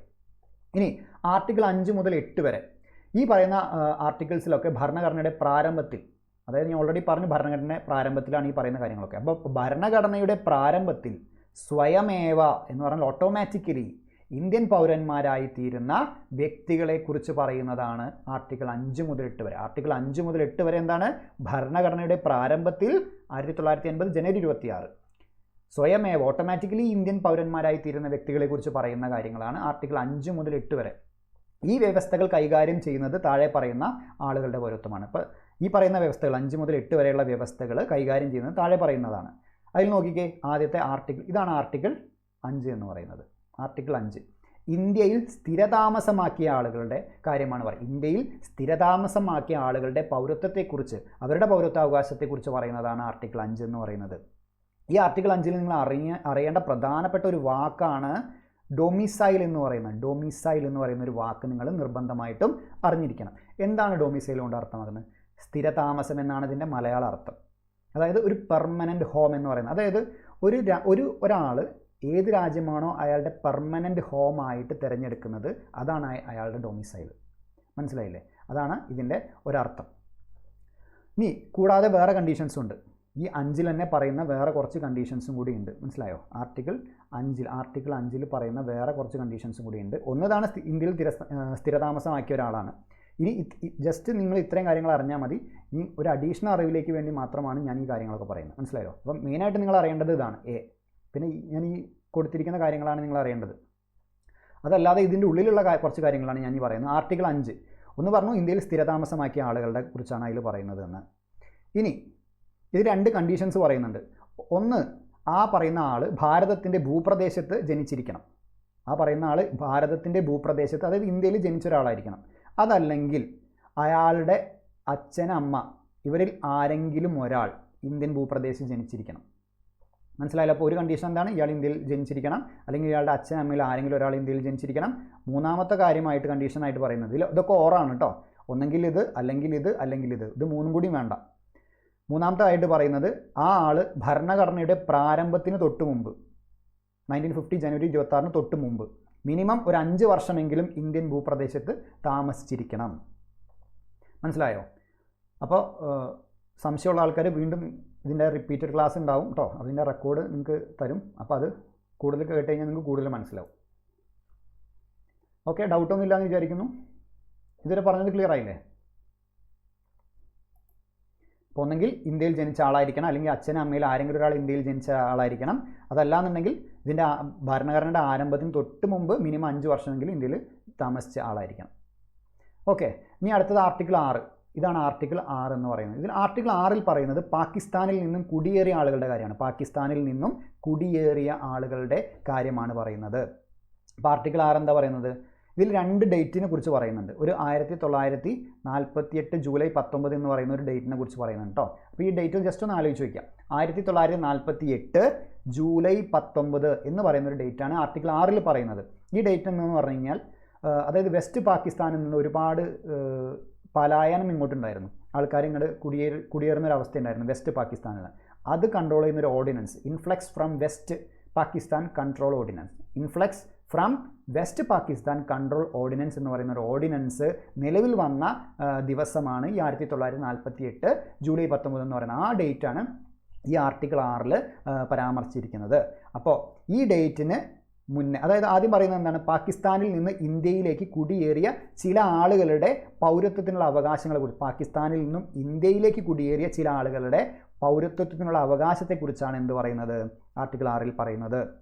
അതിൽ ആദ്യം പറയുന്ന ഒരു കാര്യം, ആദ്യം പറയുന്ന കണ്ടീഷൻ എന്താണെന്ന് വെച്ച് കഴിഞ്ഞാൽ, ഒന്നെങ്കിൽ അയാൾ അല്ലെങ്കിൽ അയാളുടെ പാരൻസ് ആരെങ്കിലും ഒരാൾ, അല്ലെങ്കിൽ അവരുടെയും, അതായത് അദ്ദേഹത്തിൻ്റെ ഗ്രേറ്റ് ഗ്രാൻഡ് പാരൻസ്, ഇതിൽ ആരെങ്കിലും ഒരാൾ 1935 ഗവൺമെൻറ് ഓഫ് ഇന്ത്യ ആക്റ്റിൽ പറയുന്ന പ്രകാരമുള്ള ഇന്ത്യയിൽ ജനിച്ചവരായിരിക്കണം. അയാളുടെ പാരൻസിൽ ആരെങ്കിലും ഒരാൾ, അവരുടെയും പാരൻസിൽ ആരെങ്കിലും ഒരാൾ 1935 ഗവൺമെൻറ് ഓഫ് ഇന്ത്യ ആക്റ്റിൽ പരാമർശിച്ച ഇന്ത്യയിൽ ജനിച്ച ഒരാളായിരിക്കണം എന്ന് പറയുന്നുണ്ട്. അതാണ് ആദ്യത്തെ കണ്ടീഷൻ. ഇനി ആ കണ്ടീഷൻ എല്ലാവർക്കും ബാധകമാണ്. അതായത് ഈ ബി എന്ന് പറയുന്ന കാര്യത്തിൽ രണ്ടാൾക്കും ബാധകമാണ്. അത് കഴിഞ്ഞിട്ട് പിന്നെ 2 കണ്ടീഷൻ ഉണ്ട്. ആ കണ്ടീഷൻ, ആദ്യം പറഞ്ഞ കണ്ടീഷൻ എല്ലാവർക്കും ബാധകമാണ്. അതല്ലാതെ പിന്നെ 2 കണ്ടീഷൻ ഉണ്ട്. അത് ഏതെങ്കിലും ഒരെണ്ണം ബാധകമായാൽ മതി. ആ പറയുന്നതിലാണ് ഈ ഡേറ്റ് പറയുന്നത്. 1948 ജൂലൈ 19 മുമ്പ് ഇന്ത്യയിലേക്ക് കുടിയേറിയ ആളാണെങ്കിൽ ആ തീയതി മുതൽ, അതായത് ഈ തീയതി മുതൽ ഇന്ത്യയിൽ താമസക്കാരനായി തുടർന്നിരിക്കണം. അതായത് ഇതിന് മുന്നേ ആണ് ഇന്ത്യയിലേക്ക് കുടിയേറിയിട്ടുണ്ടെങ്കിൽ ഈ ഡേറ്റ് മുതൽ അയാൾ ഇന്ത്യയിൽ താമസക്കാരനായി തുടർന്ന ഒരാളാണെങ്കിൽ മാത്രമേ അയാൾക്ക് എന്ത് കിട്ടുള്ളൂ, പൗരത്വം കിട്ടുള്ളൂ. അതല്ലെങ്കിൽ ഈ ഡേറ്റിനോ ഇതിന് ശേഷമോ ആണ് ഇന്ത്യയിലേക്ക് കുടിയേറിയതെങ്കിൽ, നമ്മുടെ ഭരണഘടനാ പ്രാരംഭത്തിന് മുമ്പ് ഇന്ത്യൻ ഡൊമീനിയൻ സർക്കാർ, അതായത് അന്ന് ഭരണഘടനാ പ്രാബല്യത്തിൽ വരുന്നതിന് മുമ്പ് ഒരു സർക്കാർ ഉണ്ടായിരുന്നല്ലോ, ആ സർക്കാർ ഇതിനു വേണ്ടി നിയോഗിച്ച ഒരു ഉദ്യോഗസ്ഥൻ്റെ മുൻപാകെ ഒരു അപേക്ഷ സമർപ്പിച്ച് അദ്ദേഹം ഇയാളെ പൗരനായിട്ട് രജിസ്റ്റർ ചെയ്തിട്ടുണ്ടെങ്കിൽ അവർക്ക് എന്ത് കിട്ടും, പൗരത്വം കിട്ടും. ബേസിക്കായിട്ട് നിങ്ങൾ ഇത്ര അറിഞ്ഞിരിക്കാൻ മതി. നമ്മൾ അറിയേണ്ട കാര്യം മെയിൻ സാധനം പാകിസ്ഥാനിൽ നിന്ന് കുടിയേറിയ ആളുകളുടെ കുറിച്ചാണ് ഇതിൽ പറയുന്നതെന്നാണ്. മറ്റൊരു ജസ്റ്റ് നിങ്ങളുടെ അറിവിലേക്കായിട്ട് ഞാൻ പറഞ്ഞു തന്നുള്ളൂ. ഈ ഒരു ഡേറ്റ് നിങ്ങൾ ജസ്റ്റ് ഒന്ന് ആലോചിച്ച് വയ്ക്കുക. മനസ്സിലായല്ലോ? ഇനി അടുത്ത് നമുക്ക് 7 പറയാം. ഇതുവരെ സംശയമൊന്നുമില്ല എന്ന് വിചാരിക്കണോ?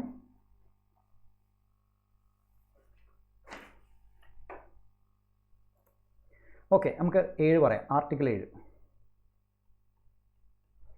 7 എന്തായിരുന്നു? ഇതാണ് 7 എന്ന് പറയുന്നത് കേട്ടോ. പാകിസ്ഥാനിലേക്ക് കുടിയേറി പിന്നീട് തിരിച്ചെത്തിയ ആളുകളുടെ, പാകിസ്ഥാനിലേക്ക് കുടിയേറിപ്പോയി പിന്നീട് വീണ്ടും ഇന്ത്യയിലേക്ക് തിരിച്ചെത്തിയ ആളുകളുടെ പൗരത്വത്തിൻ്റെ അവകാശങ്ങളെക്കുറിച്ച് പറയുന്നതാണ് ആർട്ടിക്കിൾ 7 എന്ന് പറയുന്നത്. അപ്പോൾ ഇതിൽ നമ്മൾ അറിഞ്ഞു വയ്ക്കേണ്ട ഒരു ഡേറ്റ് എന്ന് പറഞ്ഞാൽ 1947 മാർച്ച് 1 ആണ്. ഈ ഡേറ്റൊക്കെ നിങ്ങൾക്ക് അങ്ങോട്ടും ഇങ്ങോട്ടും കൺഫ്യൂഷൻ ആവാൻ ചാൻസ് ഉണ്ട്. ഞാൻ പറയില്ല, ഈ സിറ്റിസൺഷിപ്പ് എന്ന് പറയുന്നത് തന്നെ ഒരു കോംപ്ലക്സ് ആയ ടോപ്പിക്കാണ്. നമുക്ക് വായിച്ച് മനസ്സിലാക്കാൻ കുറച്ച് ബുദ്ധിമുട്ടാണ്. പക്ഷേ ഇങ്ങനെ ഈ ഡേറ്റ് ഒന്നും അധികം പരീക്ഷയ്ക്കൊന്നും ഇതുവരെ അങ്ങനെ ചോദിച്ചിട്ടുമില്ല. ഇനി ചോദിക്കാൻ ചാൻസ് വളരെ കുറവാണ്. മനസ്സിലായി? പക്ഷേ ഇതിൻ്റെ ബേസിക് ഐഡിയ നമ്മൾ കംപ്ലീറ്റ് പഠിക്കുമ്പോഴേ നമുക്കത് മനസ്സിലാവുള്ളൂ. ഇതിൽ ഈ ടോപ്പിക്കിൽ ഒരു കോൺഫിഡൻസ് വരാൻ വേണ്ടിയിട്ടാണ് ഞാൻ ഈ കാര്യങ്ങളൊക്കെ നിങ്ങളോട് പറയുന്നത്. അപ്പോൾ 1947 മാർച്ച് 1 ശേഷം 1947 മാർച്ച് 1 ശേഷം പാകിസ്ഥാനിലേക്ക് കുടിയേറിയവരും, ഇതിന് ശേഷം പാകിസ്ഥാനിലേക്ക് പോയി പിന്നീട് വീണ്ടും പുനരധിവാസത്തിനായി ഇന്ത്യയിലേക്ക് അനുവാദപ്രകാരം മടങ്ങുകയും ചെയ്തവർക്കുള്ള പൗരത്വത്തെക്കുറിച്ചാണ് പറയുന്നത്. അപ്പോൾ ഇതിന് ശേഷം പാകിസ്ഥാനിലേക്ക് പോയി പിന്നീട് ഇന്ത്യയിലേക്ക് വരാൻ വേണ്ടിയിട്ട് അനുവാദം മേടിച്ചുകൊണ്ട് ഇന്ത്യയിലേക്ക് തിരിച്ചു മടങ്ങി വന്ന അവർക്കുള്ള പൗരത്വത്തെക്കുറിച്ചാണ് ആർട്ടിക്കിൾ 7 പറയുന്നത്. അങ്ങനെ അനുവാദപ്രകാരം മടങ്ങി വന്നവരെ 1948 ജൂലൈ 19 ശേഷം ഇന്ത്യയിലേക്ക് കുടിയേറി പാർത്തവരായി കരുതി പൗരനായി രജിസ്റ്റർ ചെയ്യുമെന്നാണ് പറയുന്നത്. ഈ ഡേറ്റ് നിങ്ങൾക്ക് ഓർമ്മ ഉണ്ടല്ലോ, നമ്മൾ ആർട്ടിക്കിൾ 6 ഇപ്പോൾ പറഞ്ഞതേ ഉള്ളൂ ഈ ഡേറ്റ്. മനസ്സിലായോ? അപ്പോൾ അങ്ങനെ വന്നവരെ ആർട്ടിക്കിൾ 6 ഈ രണ്ടാമത്തെ കാര്യം വിചാരിച്ചുകൊണ്ട് നമ്മൾ പൗരത്വം കൊടുക്കും. അതായത് അങ്ങനെ മടങ്ങി വന്നവരെ ഈ ഡേറ്റിന് ശേഷം ഇന്ത്യയിലേക്ക് കുടിയേറി പാർത്തവരായി കരുതിക്കൊണ്ട് നമ്മൾ നേരത്തെ പറഞ്ഞ രീതിയിൽ അതിനനുവദിച്ച ഒരു ഉദ്യോഗസ്ഥൻ അല്ലെങ്കിൽ അതിന് അപ്പോയിൻറ്റ് ചെയ്യപ്പെട്ട ഒരു ഉദ്യോഗസ്ഥൻ മുഖാന്തരം രജിസ്റ്റർ ചെയ്ത് അവരെന്തായി ഇന്ത്യൻ സിറ്റിസണായിട്ട് അങ്ങനെ രജിസ്റ്റർ ചെയ്യും. ആ സാധനമാണ് ആർട്ടിക്കിൾ 7 പറയുന്നത്. ഇനി അടുത്തത് ആർട്ടിക്കിൾ 8. ആർട്ടിക്കിൾ 8 എന്താ പറയുന്നത്? ഇന്ത്യക്ക് പുറത്ത് താമസിക്കുന്ന ഇന്ത്യൻ വംശജരായ ആളുകളുടെ പൗരത്വത്തിൻ്റെ അവകാശങ്ങളെക്കുറിച്ചാണ് പറയുന്നത്. ഇന്ത്യക്ക് പുറത്ത് താമസിക്കുന്ന ഇന്ത്യൻ വംശജരായ ആളുകളുടെ പൗരത്വത്തിൻ്റെ അവകാശത്തെക്കുറിച്ച് പറയുന്നതാണ് ആർട്ടിക്കിൾ. അപ്പോൾ ആർട്ടിക്കിൾ 8 ആലോചിക്കുമ്പോൾ നിങ്ങൾ ആദ്യം മനസ്സിലേക്ക് വരുന്നതാണ് ഇന്ത്യൻ വംശജരുടെ പൗരത്വത്തെക്കുറിച്ചാണ് പറയുന്നത്. ഇന്ത്യൻ വംശജർ എന്ന് പറയുന്നത് എന്താണ്? People of Indian origin, PIO എന്നൊക്കെ പറയും. പീപ്പിൾ ഓഫ് ഇന്ത്യൻ ഒറിജിനാണ് ഇന്ത്യൻ വംശജർ. അപ്പോൾ ഇന്ത്യക്ക് പുറത്ത് താമസിക്കുന്ന ഇന്ത്യൻ വംശജരായ ആളുകളുടെ പൗരത്വമാണ് ആർട്ടിക്കിൾ 8 പറയുന്നത്. ഇനി പീപ്പിൾ ഓഫ് ഇന്ത്യൻ ഒറിജിൻ എന്ന് പറയുന്ന ആൾക്കാർ ഇന്ത്യൻ പൗരന്മാരായി കണക്കാക്കുകയാണ്. PIO എന്ന് പറയുന്നവരെ ഇന്ത്യൻ പൗരന്മാരായി കണക്കാക്കുന്നു എന്ന് പറയുന്നതാണ് ഈ ആർട്ടിക്കിൾ പറയുന്നത്. ശരിക്കും പീപ്പിൾ ഓഫ് ഇന്ത്യൻ ഒറിജിൻ എന്ന് പറയുന്ന ഒരു ഇന്ത്യൻ സിറ്റിസൺ ആണോ എന്ന് ചോദിച്ചാൽ അല്ല. ഇവർക്ക് പൗരത്വം കിട്ടണമെങ്കിൽ കുറച്ച് കണ്ടീഷൻസ് ഉണ്ട് കേട്ടോ. അപ്പോൾ പീപ്പിൾ ഓഫ് ഇന്ത്യൻ ഒറിജിൻ എന്ന് പറയുന്നത് ഇന്ത്യൻ വംശജരാണ്, പക്ഷെ അവരെന്തല്ല, ശരിക്കും ഇന്ത്യക്കാരല്ല, അവർക്ക് ഇന്ത്യൻ പാസ്പോർട്ടൊന്നുമല്ല, അവർ വിദേശികളാണ്. ആ ഒരു അണ്ടർസ്റ്റാൻഡിങ് ഉണ്ടാവണം. അപ്പോൾ PIO എന്ന് പറയുന്ന ആൾക്കാർക്ക് അവർക്ക് പൗരത്വം കിട്ടുന്നത് രീതിയെക്കുറിച്ച് പറയുന്നതാണ് ആർട്ടിക്കിൾ 8. അപ്പോൾ എന്താണ് PIO അഥവാ people of Indian origin, Indian വംശജർ എന്ന് പറഞ്ഞാൽ? ഒരാൾ PIO ആവണമെങ്കിൽ, പീപ്പിൾ ഓഫ് ഇന്ത്യൻ ഒറിജിൻ അല്ലെങ്കിൽ ഇന്ത്യൻ വംശജൻ ആവണമെങ്കിൽ അയാളെ അല്ലെങ്കിൽ അയാളുടെ പാരൻസിൽ ഏതെങ്കിലും ഒരാളെ നമ്മുടെ ഇന്ത്യ വിഭജിക്കപ്പെടുന്നതിന് മുമ്പ് ഇന്ത്യയിൽ ജനിച്ചവരോ അല്ലെങ്കിൽ അതായത് ഒന്നെങ്കിൽ ഇന്ത്യ, അത് ഇപ്പം നിങ്ങൾ ആലോചിക്കേണ്ടത് ഇന്ത്യ വിഭജിച്ചിട്ടില്ല എന്ന് ആലോചിക്കുക. അപ്പോൾ ഇന്ത്യ വിഭജിക്കുന്നതിന് മുന്നേ ഉള്ള ഇന്ത്യയിൽ അയാളോ അല്ലെങ്കിൽ അയാളുടെ പാരൻസിൽ ആരെങ്കിലും ഒരാളോ ജനിച്ചിട്ടുണ്ടെങ്കിൽ അതല്ല എങ്കിൽ ഓഗസ്റ്റ് 15, 1947 ഇന്ത്യക്ക് സ്വാതന്ത്ര്യം കിട്ടുന്ന സമയം, ആ ഡേറ്റിന് ശേഷം ഇന്ത്യയുടെ ഭാഗമായ ഏതെങ്കിലും പ്രദേശത്തിൽ ജനിച്ചവരോ ആണെങ്കിൽ അവരെന്താണ്? PIO ആണ്. ഒന്നെങ്കിൽ അൺഡിവൈഡഡ് ഇന്ത്യയിൽ ഇയാൾ ജനിച്ചിരിക്കണം, അല്ലെങ്കിൽ ഇയാളുടെ പാരൻസിൽ ആരെങ്കിലും ഒരാൾ ജനിച്ചിരിക്കണം, അല്ലെങ്കിൽ സ്വാതന്ത്ര്യത്തിന് ശേഷം ഇന്ത്യയിലേക്ക് കൂട്ടിച്ചേർക്കപ്പെട്ട ഏതെങ്കിലും ഒരു പ്രദേശത്തിലാണ് ജനിച്ചതെങ്കിൽ അയാൾ എന്തായിട്ട് PIO എന്താണ് പീപ്പിൾ ഓഫ് ഇന്ത്യൻ ഒറിജിൻ എന്ന രീതിയിൽ എന്താ പറയും, ഇയാൾക്കൊരു ടാഗ് കിട്ടും. അപ്പോൾ അതിനാണ് നമ്മൾ ഇന്ത്യൻ വംശജർ എന്ന് പറയുന്നത്. ഓക്കെ ആണോ? ഇനി ഇതിൽ ഒരുപാട് കണ്ടീഷൻസ് ഉണ്ട്. നിങ്ങൾ ബേസിക്കായിട്ട് ഇത്രയും കാര്യങ്ങൾ അറിഞ്ഞു വെച്ചാൽ മതി.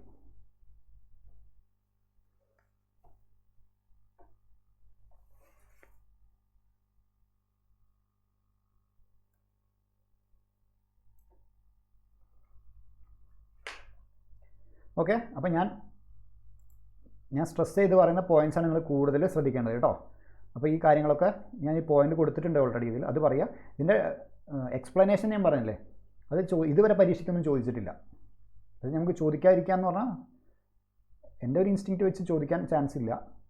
പക്ഷേ നമ്മൾ അറിഞ്ഞിരിക്കുമ്പോഴേ ഈ ഒരു ടോപ്പിക്ക് കംപ്ലീറ്റ് ആവുള്ളൂ. അപ്പോൾ ഈ PIOൻ്റെ ഡെഫിനേഷനൊക്കെ വേണമെങ്കിൽ നമുക്ക് എന്ത് ചെയ്യാം, സ്റ്റേറ്റ്മെൻ്റ് ആയിട്ട് ചോദിക്കാം. എന്താണ് PIO എന്നൊക്കെ പറയുന്നത് സ്റ്റേറ്റ്മെൻ്റ് ആയിട്ട് ചോദിക്കാം. ഇവരൊരു ഇന്ത്യൻ പൗരനാണോ എന്നൊക്കെ ചോദിക്കാം. മനസ്സിലാണെങ്കിൽ ഇവർ ഇന്ത്യൻ പൗരനല്ല. അപ്പോൾ ആ ഒരു അണ്ടർസ്റ്റാൻഡിംഗ് ആണ് നിങ്ങൾക്ക് വേണ്ടത്. ഓക്കെ, ഇനി ചുരുക്കി പറയുകയാണെങ്കിൽ ആർട്ടിക്കിൾ 8, നമ്മൾ ആർട്ടിക്കിൾ 8 പറഞ്ഞുകൊണ്ടിരിക്കുന്നത്. ചുരുക്കി പറയുകയാണെങ്കിൽ ആർട്ടിക്കിൾ 8 എന്താണ് പറയുന്നത്? തൊഴിൽ, വിവാഹം, വിദ്യാഭ്യാസം എന്നിവയ്ക്കായി ഇന്ത്യക്ക് പുറത്ത് താമസിക്കുന്ന ഇന്ത്യൻ വംശജരുടെ പൗരത്വ അവകാശങ്ങൾ കൈകാര്യം ചെയ്യുന്നു എന്നാണ് പറയേണ്ടത്. അപ്പോൾ ആർട്ടിക്കിൾ 8 എന്താണ്? തൊഴിൽ, വിവാഹം, വിദ്യാഭ്യാസം എന്നീ കാര്യങ്ങളൊക്കെ ആയിട്ട് ഇന്ത്യക്ക് പുറത്ത് താമസിക്കുന്ന ഇന്ത്യൻ വംശജരുടെ പൗരത്വ അവകാശങ്ങളെക്കുറിച്ച് കൈകാര്യം ചെയ്യുന്ന ഒരു ആർട്ടിക്കിളാണ് ആർട്ടിക്കിൾ 8 എന്ന് പറയാം. മനസ്സിലായല്ലോ?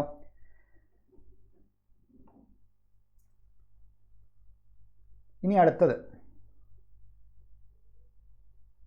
അപ്പോൾ അത്രയും കാര്യങ്ങളായി. ഇനി ആർട്ടിക്കിൾ 9 നമുക്ക് നോക്കാം. ആർട്ടിക്കിൾ 9 എന്ന് പറയുന്നത് ഒരു വിദേശ രാജ്യത്തിൻ്റെ പൗരത്വം സ്വമേധയാ നേടുന്ന ആളുകൾ ഇന്ത്യൻ പൗരന്മാരാകില്ല. അതായത് നമ്മളിപ്പോൾ ഒരു വിദേശ രാജ്യത്തിൻ്റെ പൗരത്വം സ്വമേധയാ നേടുകയാണ്. അങ്ങനെ നേടിക്കഴിഞ്ഞാൽ നമ്മൾ എന്ത് ചെയ്യും? ആ ആൾ ഇന്ത്യൻ പൗരനാകില്ല. നമുക്കിപ്പോൾ ഒരു ഇന്ത്യൻ പാസ്പോർട്ട് ഉണ്ട്, ഞാൻ വേറൊരു രാജ്യത്തിൻ്റെ പൗരനായി കഴിഞ്ഞാൽ ഓട്ടോമാറ്റിക്കലി ഇന്ത്യൻ പാസ്പോർട്ട് ഇൻവാലിഡായി. മനസ്സിലായില്ലേ? നമുക്കെന്താണ്, നമ്മൾ സിംഗിൾ സിറ്റിസൺഷിപ്പാണ്, ഏക പൗരത്വമാണ് നമ്മുടെ. അപ്പോൾ മറ്റൊരു വിദേശ രാജ്യത്തിൻ്റെ പൗരത്വം നമ്മൾ സ്വമേധയാ നേടുകയാണെങ്കിൽ നമ്മുടെ ഇന്ത്യക്കാരാവില്ല പിന്നീട്. അപ്പോൾ ആർട്ടിക്കിൾ 9 നിങ്ങൾ പഠിച്ചു വയ്ക്കുക. ഇത് നമുക്ക് പരീക്ഷയ്ക്ക് ചോദിക്കാൻ ചാൻസ് ഉണ്ട് ഇതൊക്കെ.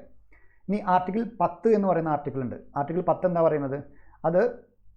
അതായത് ഇപ്പോൾ ഈ സിറ്റിസൺ പാർട്ട് 2 5 മുതൽ 11 വരെ പറഞ്ഞില്ലേ, ഈ പറയുന്ന ഭാഗത്തിലെ വ്യവസ്ഥകൾ വഴി ഇന്ത്യൻ പൗരനായി കണക്കാക്കപ്പെടുന്ന ഏതെങ്കിലും ഒരു വ്യക്തി, നമ്മൾ പറഞ്ഞു ഇന്ത്യൻ പൗരനാകാനുള്ള കുറേ കണ്ടീഷൻസാണ് 5 മുതൽ 8 പറഞ്ഞത്, ആരൊക്കെ ഇന്ത്യൻ പൗരനാവും. ആ പറയുന്ന കണ്ടീഷൻസ് വഴിയൊക്കെ ഇന്ത്യൻ പൗരനായി കണക്കാക്കപ്പെടുന്ന ഏതൊരു വ്യക്തിയും പൗരന്മാരായി തുടരുകയും പാർലമെൻറ്റ് നിർമ്മിക്കുന്ന ഏത് നിയമത്തിനും വിധേയമാവുകയും ചെയ്യുന്ന ആൾക്കാരാണ്. അതായത് അത്തരം ആർട്ടിക്കിൾസ് വഴി പൗരന്മാരായി കണക്കാക്കപ്പെടുന്ന ഏതൊരു വ്യക്തിയും അവരെന്ത് ചെയ്യും? പൗരന്മാരായിട്ട് തുടരും. പൗരന്മാരായി കണക്കാക്കുന്ന ഏതൊരു വ്യക്തിയും പൗരന്മാരായിട്ട് തുടരും. പിന്നെ പാർലമെൻറ്റ് നിർമ്മിക്കുന്ന ഏത് നിയമമായിക്കോട്ടെ ആ നിയമത്തിനൊക്കെ അവർ വിധേയമാവുകയും ചെയ്യും. മനസ്സിലായില്ലേ? അവരൊക്കെ പാർലമെൻറ്റിനാക്കുന്ന ഏത് നിയമത്തിനും അവർക്ക് ബാധകമാണത്, അത് അനുസരിക്കുക എന്നുള്ളത്, അതിൻ്റെ ബാക്കി കാര്യങ്ങളൊക്കെ. ഓക്കെ, അപ്പോൾ അതാണ് ആർട്ടിക്കിൾ 10 പറയുന്നത്. ഇനി ആർട്ടിക്കിൾ 11 എന്താണ്? ആർട്ടിക്കിൾ 11 പറയുന്നത് പൗരത്വം നേടുന്നതും അവസാനിപ്പിക്കും. ഞാൻ ഓൾറെഡി നേരത്തെ പറഞ്ഞു, ആർട്ടിക്കിൾ 11ൻ്റെ ഡെഫിനിഷൻ ഞാൻ ഓൾറെഡി പറഞ്ഞതാണ്. അപ്പോൾ പൗരത്വം നേടുന്നതും അവസാനിപ്പിക്കുന്നതും കൂടാതെ പൗരത്വവുമായി ബന്ധപ്പെട്ട മറ്റെല്ലാ കാര്യങ്ങളിലും നിയമം ഉണ്ടാക്കാൻ ആർക്കാണ് അധികാരമുള്ളത്? പാർലമെൻറ്റിനാണ് അധികാരമുള്ളത്. അതനുസരിച്ച് പാർലമെൻറ്റ് ഒരു നിയമം പുറത്തിറക്കി, 1955 പൗരത്വ നിയമം. ഇതാണ് വളരെ ഇമ്പോർട്ടൻ്റ് ആയിട്ടുള്ളത്. മനസ്സിലായോ? അപ്പോൾ 1955 പൗരത്വ നിയമം ആരുണ്ടാക്കി? പാർലമെൻറ്റ് ഉണ്ടാക്കി. ഏത് ആർട്ടിക്കിൾ പ്രകാരം? ആർട്ടിക്കിൾ 11 പ്രകാരം. മനസ്സിലായോ? അങ്ങനെ ഉണ്ടാക്കിയ ഈ ഒരു നിയമം 1955 സിറ്റിസൺഷിപ്പ് ആക്ട് എന്ന് പറയുന്ന ഈ ഒരു നിയമം ഓരോ സമയങ്ങളിലും ഭേദഗതിക്ക് വിധേയമായിട്ടുണ്ട്. അങ്ങനെ മൊത്തം 6 തവണ ഭേദഗതി ചെയ്യപ്പെട്ടു. 1986, 92, 2003, 2005, 2015, 2019 നിങ്ങൾ ന്യൂസിൽ കേട്ടിട്ടുണ്ടാവും എല്ലാവരും. ഒരുപാട് പ്രശ്നങ്ങളൊക്കെ ഉണ്ടായ കാര്യങ്ങൾ നിങ്ങൾ കേട്ടിട്ടുണ്ടാവും. ഇനി നമ്മൾ ആദ്യം അറിയേണ്ടത് സിറ്റിസൺഷിപ്പ് ആക്ട് 1955, 1955 സിറ്റിസൺഷിപ്പ് ആക്ട്. ഇതിൽ 2 കാര്യങ്ങളാണ് പറയുന്നത്. ഒന്ന്, അക്യൂസിഷൻ ഓഫ് സിറ്റിസൺഷിപ്പ്, എങ്ങനെയാണ് നേടുക, നമ്മുടെ പൗരത്വം നേടുന്ന ഒരു തരത്തെക്കുറിച്ച് പറയുന്നുണ്ട്. അതല്ലാണ്ട് നഷ്ടപ്പെടുന്ന രീതിയെക്കുറിച്ച് പറയുന്നുണ്ട്. അപ്പോൾ നഷ്ടപ്പെടൽ അഥവാ ലോസ്, അല്ലെങ്കിൽ അക്യൂസിഷൻ അല്ലെങ്കിൽ നേടൽ. മനസ്സിലായോ? അപ്പോൾ പൗരത്വം എങ്ങനെ നേടുന്നു, പൗരത്വം എങ്ങനെ നഷ്ടപ്പെടുത്തുന്നു, 2 കാര്യങ്ങളാണ് പറയുന്നത്. അപ്പോൾ ഭരണഘടന പ്രാബല്യത്തിൽ വന്നതിന് ശേഷം പൗരത്വം നേടുന്നതിനും നഷ്ടപ്പെടുന്നതിനും ഈ നിയമം വ്യവസ്ഥ ചെയ്യുന്നു. ഓക്കെ, മനസ്സിലായല്ലോ? ആദ്യം 1955 ഈ പൗരത്വ നിയമം കോമൺവെൽത്ത് പൗരത്വത്തിനും വ്യവസ്ഥ ചെയ്തു. അപ്പോൾ ജസ്റ്റ് ഒന്ന് മനസ്സിലാക്കുക, ഈ 1955 ഈ പറയുന്ന നിയമം അതിലെന്ത് പറയുന്നുണ്ട്? നമുക്ക് കോമൺവെൽത്ത് പൗരത്വം എന്ന് പറയുന്ന ഒരു വ്യവസ്ഥ കൂടി വെക്കുന്നുണ്ട്. പക്ഷേ നമ്മളത് എന്താണ്, 2003 പൗരത്വ ഭേദഗതി നിയമം വഴി നമ്മളത് റദ്ദ് ചെയ്തു. മനസ്സിലായല്ലോ? അപ്പോൾ 2003 പൗരത്വ ഭേദഗതി നിയമം വഴിയാണ് ഈ പറയുന്ന കോമൺവെൽത്ത് പൗരത്വം എന്ന് പറയുന്ന വ്യവസ്ഥ റദ്ദ് ചെയ്യുന്നത് എന്നുള്ള കാര്യം കൂടി നിങ്ങൾ ആലോചിച്ച് വയ്ക്കുക. മനസ്സിലായി? ഇതൊക്കെ ആണെങ്കിൽ സ്റ്റേറ്റ്മെൻ്റ് ആയിട്ട് വരുന്നതാണ്. അപ്പോൾ നമ്മളൊരു അണ്ടർസ്റ്റാൻഡിങ് ഉണ്ടാവണം. നമ്മളിത് കേൾക്കാണ്ടിരിക്കരുത്. ഒരു പ്രാവശ്യം കേട്ട് 2 പ്രാവശ്യം വായിച്ചു കഴിഞ്ഞാൽ നമ്മളെ സ്റ്റേറ്റ്മെൻറ്റ് കാണുമ്പോൾ ഓട്ടോമാറ്റിക്കലി നമ്മളത് കറക്റ്റാക്കും. അത്രയാണ് നമ്മളിവിടെ ആ ഒരു പഠന സിസ്റ്റമാണ് നമ്മൾ കൊണ്ടുപോകേണ്ടത്. മനസ്സിലായില്ലേ? അടുത്ത് പൗരത്വം ഏറ്റെടുക്കൽ എന്ന് പറഞ്ഞു. നമ്മുടെ ഒന്നും പൗരത്വം ഏറ്റെടുക്കലും നഷ്ടപ്പെടുത്തലുമാണ്. അപ്പോൾ അതിൽ ഏറ്റെടുക്കലിനെ കുറിച്ചാണ് നമ്മൾ ഇനി സംസാരിക്കാൻ പോകുന്നത്. അപ്പോൾ ഏറ്റെടുക്കുന്ന 5 രീതികളാണ് ഇവിടെ പറയുന്നത്. ഒന്നെങ്കിൽ ബർത്ത്, ബൈ ബർത്ത്, നമ്മൾ നേരത്തെ പറഞ്ഞതാണ് ജന്മസിദ്ധമായ പൗരത്വം. മനസ്സിലായോ? ബൈ ബർത്ത് ജന്മസിദ്ധമായ പൗരത്വം. ബൈ ഡിസെൻറ്റ് പിന്തുടർച്ച വഴിയുള്ള പൗരത്വം. ബൈ രജിസ്ട്രേഷൻ മുഖേനയുള്ള പൗരത്വം. ബൈ നാച്ചുറലൈസേഷൻ ചിരകാല അധിവാസം മുഖേനയുള്ള പൗരത്വം. ഞാൻ പ്രസിഡന്റിൻ്റെ കാര്യം നേരത്തെ പറഞ്ഞപ്പോൾ ഞാൻ ചിരകാല അധിവാസം മുഖേനയുള്ള പൗരത്വത്തെക്കുറിച്ച് പറഞ്ഞിട്ടുണ്ടായിരുന്നു. അപ്പോൾ ബൈ നാച്ചുറലൈസേഷൻ. പിന്നെ അക്യൂസിഷൻ ഓഫ് പ്രോപ്പർട്ടി അല്ലെങ്കിൽ ഇൻകോർപ്പറേഷൻ ഓഫ് ടെറിട്ടറി. ഒരു ടെറിട്ടറി നമ്മൾ ഇന്ത്യയിലേക്ക് വരുന്ന സമയത്ത് അല്ലെങ്കിൽ ആ ഒരു ടെറിട്ടറി നമ്മൾ സ്വീകരിക്കുമ്പോൾ അങ്ങനെ കിട്ടുന്ന പ്രദേശ സംയോജനം വഴിയുള്ള പൗരത്വം. അങ്ങനെ 5 തരത്തിലാണ് പൗരത്വത്തെക്കുറിച്ച് ഇവിടെ പറയുന്നത്. നമ്മുടെ ഈ പൗരത്വം ഏറ്റെടുക്കൽ എന്ന് പറയുന്ന 1955 ഈ ഇന്ത്യൻ പൗരത്വ നിയമത്തിൽ പറയുന്നത്. അപ്പോൾ നോക്കിക്കേ, ഞാൻ ഈ തുടക്ക ലെറ്റർ ഉണ്ട് റെഡാക്കിയിരിക്കുന്നത് എന്താണെന്ന് വെച്ചാൽ ഇതിൻ്റെ ഒരു എന്താ പറയുക, നിങ്ങളൊരു ഷോർട്ട് കട്ട് പഠിക്കാനാണ്. BRAND, brand. ഇത് പഠിച്ചു വെച്ചാൽ നിങ്ങൾക്ക് ഈ കോഡ് പഠിച്ചു വെച്ചാൽ നിങ്ങൾക്ക് ഇത് കിട്ടും. പക്ഷേ ഇത് ഇംഗ്ലീഷിലാണ്. ഇത് ബർത്ത്, ഇത് രജിസ്ട്രേഷൻ, ഇത് അക്യൂസിഷൻ ഓഫ് പ്രോപ്പർട്ടിയിലെ A ആണിത് കേട്ടോ. N എന്ന് പറയുന്നത് നാച്ചുറലൈസേഷൻ, D എന്ന് പറയുന്നത് ഡിസെൻറ്റ്. അപ്പോൾ ഈ ബ്രാൻഡ് എന്ന് പറയുന്ന ഒരു കോഡ് പഠിച്ചു വെച്ചാൽ നിങ്ങൾക്ക് ഇത് ഓട്ടോമാറ്റിക്കലി കിട്ടും. അപ്പോൾ ഇത്തരം കാര്യങ്ങൾ ഈ രീതിയിലാണ് നമ്മൾ പൗരത്വം നേടുന്നത്. ഇനി ജന്മസിദ്ധമായ പൗരത്വം എന്ന് പറയുന്നത് ബൈ ബർത്ത്, ജന്മസിദ്ധമായ. ബൈ ബർത്ത് എന്ന് ഉദ്ദേശിക്കുന്നത് നമ്മൾ ഈ മണ്ണിൽ ജനിക്കുക. ഇവിടെ ഏറ്റവും പ്രധാനപ്പെട്ട ഒരു വാക്കാണ് ജസ് സോലി. നിങ്ങൾ ചിലപ്പോൾ കേട്ടിട്ടുണ്ടാവില്ല. ജസ് സോലി എന്ന് പറയുന്ന മണ്ണിൻ്റെ അവകാശം. ഇതിപ്പോൾ ഇവിടെ ചോദിക്കാം, അതല്ലെങ്കിൽ ഇംഗ്ലീഷിൽ നിങ്ങൾക്ക് ഫോറിൻ വേർഡ് ആയിട്ട് വേണമെങ്കിൽ ചോദിക്കാം. ജസ് സോലിയുടെ അർത്ഥം എന്താണെന്ന് വേണമെങ്കിൽ ചോദിക്കാം. റൈറ്റ് ഓഫ് സോയിൽ എന്നാണ് ഇതിൻ്റെ അർത്ഥം. എന്താണ് റൈറ്റ് ഓഫ് സോയിൽ? മണ്ണിൻ്റെ അവകാശം എന്നാണ് ഈ ജസ് സോലി എന്നുകൊണ്ട്. അത് എന്താണ് അതിൻ്റെ അർത്ഥം?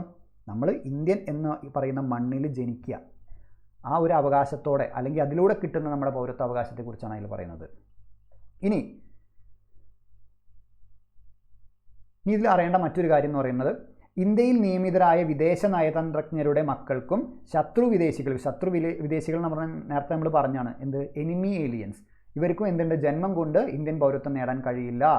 ഇത് ഓട്ടോമാറ്റിക്കലി നമ്മൾ പഠിക്കേണ്ട ആവശ്യമില്ല. കാരണം വിദേശ നയതന്ത്രജ്ഞർ എന്ന് പറഞ്ഞാൽ മറ്റ് രാജ്യത്തെ ആൾക്കാർ, അംബാസിഡേഴ്സ് ഇവിടെ വരുന്നതാണ്. അവർ ഓൾറെഡി മറ്റ് രാജ്യത്തെ ആളല്ലേ. അപ്പോൾ അവർ ഇവിടെ നിന്നതുകൊണ്ട് അവർ സിറ്റിസൺസ് ഒന്നുമല്ല. അതുകൊണ്ട് ബൈ ബർത്ത് എന്തായാലും ഇവർക്ക് കിട്ടില്ല എന്നുള്ളത് ഒരു കോമൺ സെൻസ് മാത്രമാണ്. പക്ഷേ ഒരു പോയിൻ്റായിട്ട് ഞാൻ ഇവിടെ ജസ്റ്റ് കൊടുത്തു എന്നുള്ളൂ കേട്ടോ. വേണമെങ്കിൽ പരീക്ഷയ്ക്ക് ഇതുപോലെ ചോദിക്കാം. ഇന്ത്യയിൽ നിയമിതരായ വിദേശ നയതന്ത്രജ്ഞരുടെ മക്കൾക്കും ശത്രു വിദേശികൾക്കും ജന്മം കൊണ്ട് ഇന്ത്യൻ പൗരത്വം നേടാൻ കഴിയില്ല. ഇനി ബൈ ബർത്ത് എന്ന് പറയുമ്പോൾ നിങ്ങൾ ആലോചിച്ച് വെക്കേണ്ടത് ഇന്ത്യയിൽ ജനിച്ച വ്യക്തികളെ കുറിച്ചാണ് ഇത് പറയുന്നത്. ഇന്ത്യയിൽ ജനിച്ച വ്യക്തികളെ കുറിച്ചാണ് ഇതിൽ പറയുന്നത്. ഓക്കെ, ഇന്ത്യയിൽ ജനിച്ച വ്യക്തികൾ എന്ന് പറയുന്നത് 3 കാറ്റഗറി ആയിട്ട് പറയുന്നുണ്ട്. ഒരു കാറ്റഗറി എന്ന് പറയുന്നത് 26/1/1900, നമ്മുടെ കമൻസ്മെൻറ്റ് ഓഫ് ദി കോൺസ്റ്റിറ്റ്യൂഷൻ, ഭരണഘടന നിലയിൽ വരുന്ന ദിവസം, അതോ അതിന് ശേഷമോ, ഓൺവേർഡ്സ് എന്നാണ് ഞാൻ അവിടെ കൊടുക്കുന്നത്. അതായത് ആ ഡേറ്റിനോ അതിന് ശേഷമോ എന്ന് പറയുന്നത് ഈ ഡേറ്റ് മുതൽ. അടുത്ത പറയുന്നത് ബിഫോർ 1/7/1987 മുന്നേ. ഈ ഡേറ്റ് തൊട്ട് ഈ ഡേറ്റോ അതിന് ശേഷമോ അല്ലെങ്കിൽ ഈ ഡേറ്റിന് മുന്നേ, ഇതിൽ ഇന്ത്യയിൽ ജനിച്ച ആൾക്കാരാണെങ്കിൽ, ഈ ഡേറ്റിലാണ് ഇന്ത്യയിൽ ജനിച്ചതാണെങ്കിൽ ഇവർക്ക് ഓട്ടോമാറ്റിക്കലി ഇന്ത്യൻ പൗരത്വം കിട്ടി. മനസ്സിലായല്ലോ? അതാണ് ഒരു കാറ്റഗറി. ഈ ഡേറ്റ് ആലോചിച്ച് വയ്ക്കുക. അടുത്ത കാറ്റഗറി പറയുന്നത് ഈ പറയുന്ന ഈ ഡേറ്റ് 1/7/1987 ശേഷം, അതായത് ഈ ഡേറ്റിനോ അതിന് ശേഷമോ, ഓൺവേർഡ്സ്. ഏതുവരെ? 3/12/2004 മുന്നേ, ഈ ഡേറ്റിന് മുന്നേ. ആദ്യം ഇത് പറഞ്ഞു, ഇവർക്ക് ഓട്ടോമാറ്റിക്കലി വേറെ കണ്ടീഷൻസും ഇല്ല. ഈ ഡേറ്റിൽ വരുന്ന ആൾക്കാർക്ക് ഡയറക്റ്റ് പൗരത്വമാണ്. ഈ പറയുന്നതിൽ ഒരു കണ്ടീഷനുണ്ട്. ഈ ഡേറ്റിൽ പറഞ്ഞ ഡേറ്റിൽ ജനിച്ച ആൾക്കാർക്ക് ഒരു പൗരത്വമുണ്ട്. ഇവർ ജനിക്കുകയും വേണം. പോരാത്തിന് ഇവരുടെ പാരൻസിൽ ഏതെങ്കിലും ഒരാൾ ഇവർ ജനിക്കുന്ന സമയത്ത് ഇന്ത്യൻ പൗരനായിരിക്കണം. പാരൻസിൽ ഏതെങ്കിലും ഒരാൾ ഇവർ ജനിക്കുന്ന സമയത്ത് ഇന്ത്യൻ പൗരനായിരിക്കണം. പിന്നെ വേറൊരു കാറ്റഗറി പറയുന്നത്, മൂന്നാമത്തെ കണ്ടീഷനായിട്ട് പറയുന്നത് ഈ പറയുന്ന ഡേറ്റ്, ലാസ്റ്റ് ഡേറ്റ് 3/12/2004 ഓൺവേർഡ്സ്. അതായത് ഈ പറയുന്ന ഡേറ്റിനോ അതിന് ശേഷമോ ഇന്ത്യയിൽ ജനിച്ച ഒരാളാണെങ്കിൽ ഇവർക്ക് എന്തുണ്ട്? ഇവർക്ക് 2 കണ്ടീഷൻസ് ഉണ്ട്. ഒന്ന്, 2 പാരൻസും അതായത് അച്ഛനും അമ്മയും ഇന്ത്യൻ സിറ്റിസൺസ് ആയിരിക്കണം ഇവർ ജനിക്കുന്ന സമയത്ത്. അതല്ല എങ്കിൽ ഒരാൾ ഇന്ത്യൻ സിറ്റിസൺ ആയിരിക്കണം. ഒരാൾ ഇന്ത്യൻ സിറ്റിസണും മറ്റേ ആൾ നോട്ട് ആൻ ഇല്ലീഗൽ മൈഗ്രൻറ്റ്. ഒരാൾ ഇന്ത്യൻ സിറ്റിസൺ ആയിരിക്കണം, മറ്റേ ആൾ ഇല്ലീഗൽ മൈഗ്രൻ്റ് ആവാൻ പാടില്ല. മനസ്സിലായോ? ഇല്ലീഗൽ മൈഗ്രൻ്റ് കൊണ്ട് ഉദ്ദേശിക്കുന്നത് ഒരാൾ ഇന്ത്യക്ക് വരുമ്പോൾ അയാൾക്ക് കുറച്ച് വാലിഡ് പേപ്പേഴ്സ് വേണം. മനസ്സിലായല്ലോ? വാലിഡ് പേപ്പേഴ്സ് കൊണ്ടുവരുന്ന ഒരാളെയാണ് മൈഗ്രൻ്റ് എന്ന് പറയുന്നത്. വാലിഡ് പേപ്പേഴ്സ് എന്ന് പറഞ്ഞാൽ വിസ. അങ്ങനെ വിസ, ഒരു തട്ടിപ്പ് വിസയുമായിട്ട് വരുന്ന ഒരാളാണ്, അല്ലെങ്കിൽ ലീഗലായിട്ടുള്ള പേപ്പേഴ്സ് അയാളുടെ കയ്യിലില്ല എന്നുണ്ടെങ്കിൽ അയാളൊരു ഇല്ലീഗൽ മൈഗ്രൻ്റ് ആണ്. അതല്ല എന്നുണ്ടെങ്കിൽ വിസയുടെ ഒരു കാലാവധി ഉണ്ട്. അപ്പോൾ ഒരാൾ ഇന്ത്യക്ക് വരുവാണ്, 6 മാസമാണ് അയാളുടെ വിസയുടെ കാലാവധി. 6 മാസം കഴിഞ്ഞ് നെക്സ്റ്റ് ഡേ മുതൽ അയാൾ എന്തായി? ഇല്ലീഗൽ മൈഗ്രൻ്റായി. 6 മാസം കഴിയുന്നതിന് മുന്നേ അയാൾ തിരിച്ചു പോകണം. അയാൾ പോയില്ല. അങ്ങനെയാണെങ്കിൽ 6 മാസം കഴിഞ്ഞാൽ നെക്സ്റ്റ് ഡേ മുതൽ അയാൾ ആരായി? അനധികൃത കുടിയേറ്റക്കാരനായി. അതാണ് ഇല്ലീഗൽ മൈഗ്രൻ്റ് കൊണ്ട് ഉദ്ദേശിക്കുന്നത്. അപ്പോൾ ഇത്തരം കാര്യങ്ങളാണ് ഈ ഇന്ത്യയിൽ ജനിച്ച ബൈ ബർത്ത് എന്ന് പറയുന്നുള്ള ഒരു കാര്യം പറയുന്നത്. ഇനി ഈ ഒരു ഡേറ്റ് പറയുന്നത് എന്താണെന്ന് വെച്ചാൽ ഈ 3/12/2004, ഈ 3/12/2004 ഒരു പ്രത്യേകത ഉണ്ട്. ഈ ഡേറ്റിൻ്റെ പ്രത്യേകത എന്താണെന്ന് വെച്ച് കഴിഞ്ഞാൽ 2003 പൗരത്വ ഭേദഗതി നിയമം, 2003 പൗരത്വ ഭേദഗതി നിയമം, CAA കോൺസ്റ്റിറ്റ്യൂഷൻ അമെൻമെൻറ്റ് ആക്ട് 2003, പൗരത്വ ഭേദഗതി നിയമം 2003 നിലവിൽ വന്ന ഡേറ്റാണ് ഏത്? ഈ പറയുന്ന 3/12/2004 എന്ന് പറയുന്ന ഈ ഒരു ഡേറ്റ്. ഓക്കെ ആണല്ലോ?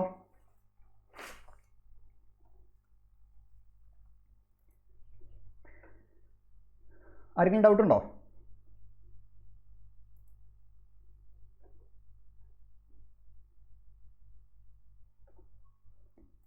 പിന്നെ പറയേണ്ടത് ഈ ഒരു ആശയം നോക്കി, ഞാൻ നേരത്തെ പറഞ്ഞു ജസ് സോലി എന്ന് പറഞ്ഞ ആശയമാണ് ആദ്യം പറഞ്ഞത്. അതായത് സോയിൽ, മണ്ണിൽ ജനിച്ച ഒരാൾ, അത് കഴിഞ്ഞിട്ട് താഴോട്ട് വരുമ്പോൾ കണ്ടോ കാലം പോകുന്നതിനനുസരിച്ച് ഒരു മാറ്റം വരുന്നുണ്ടോ?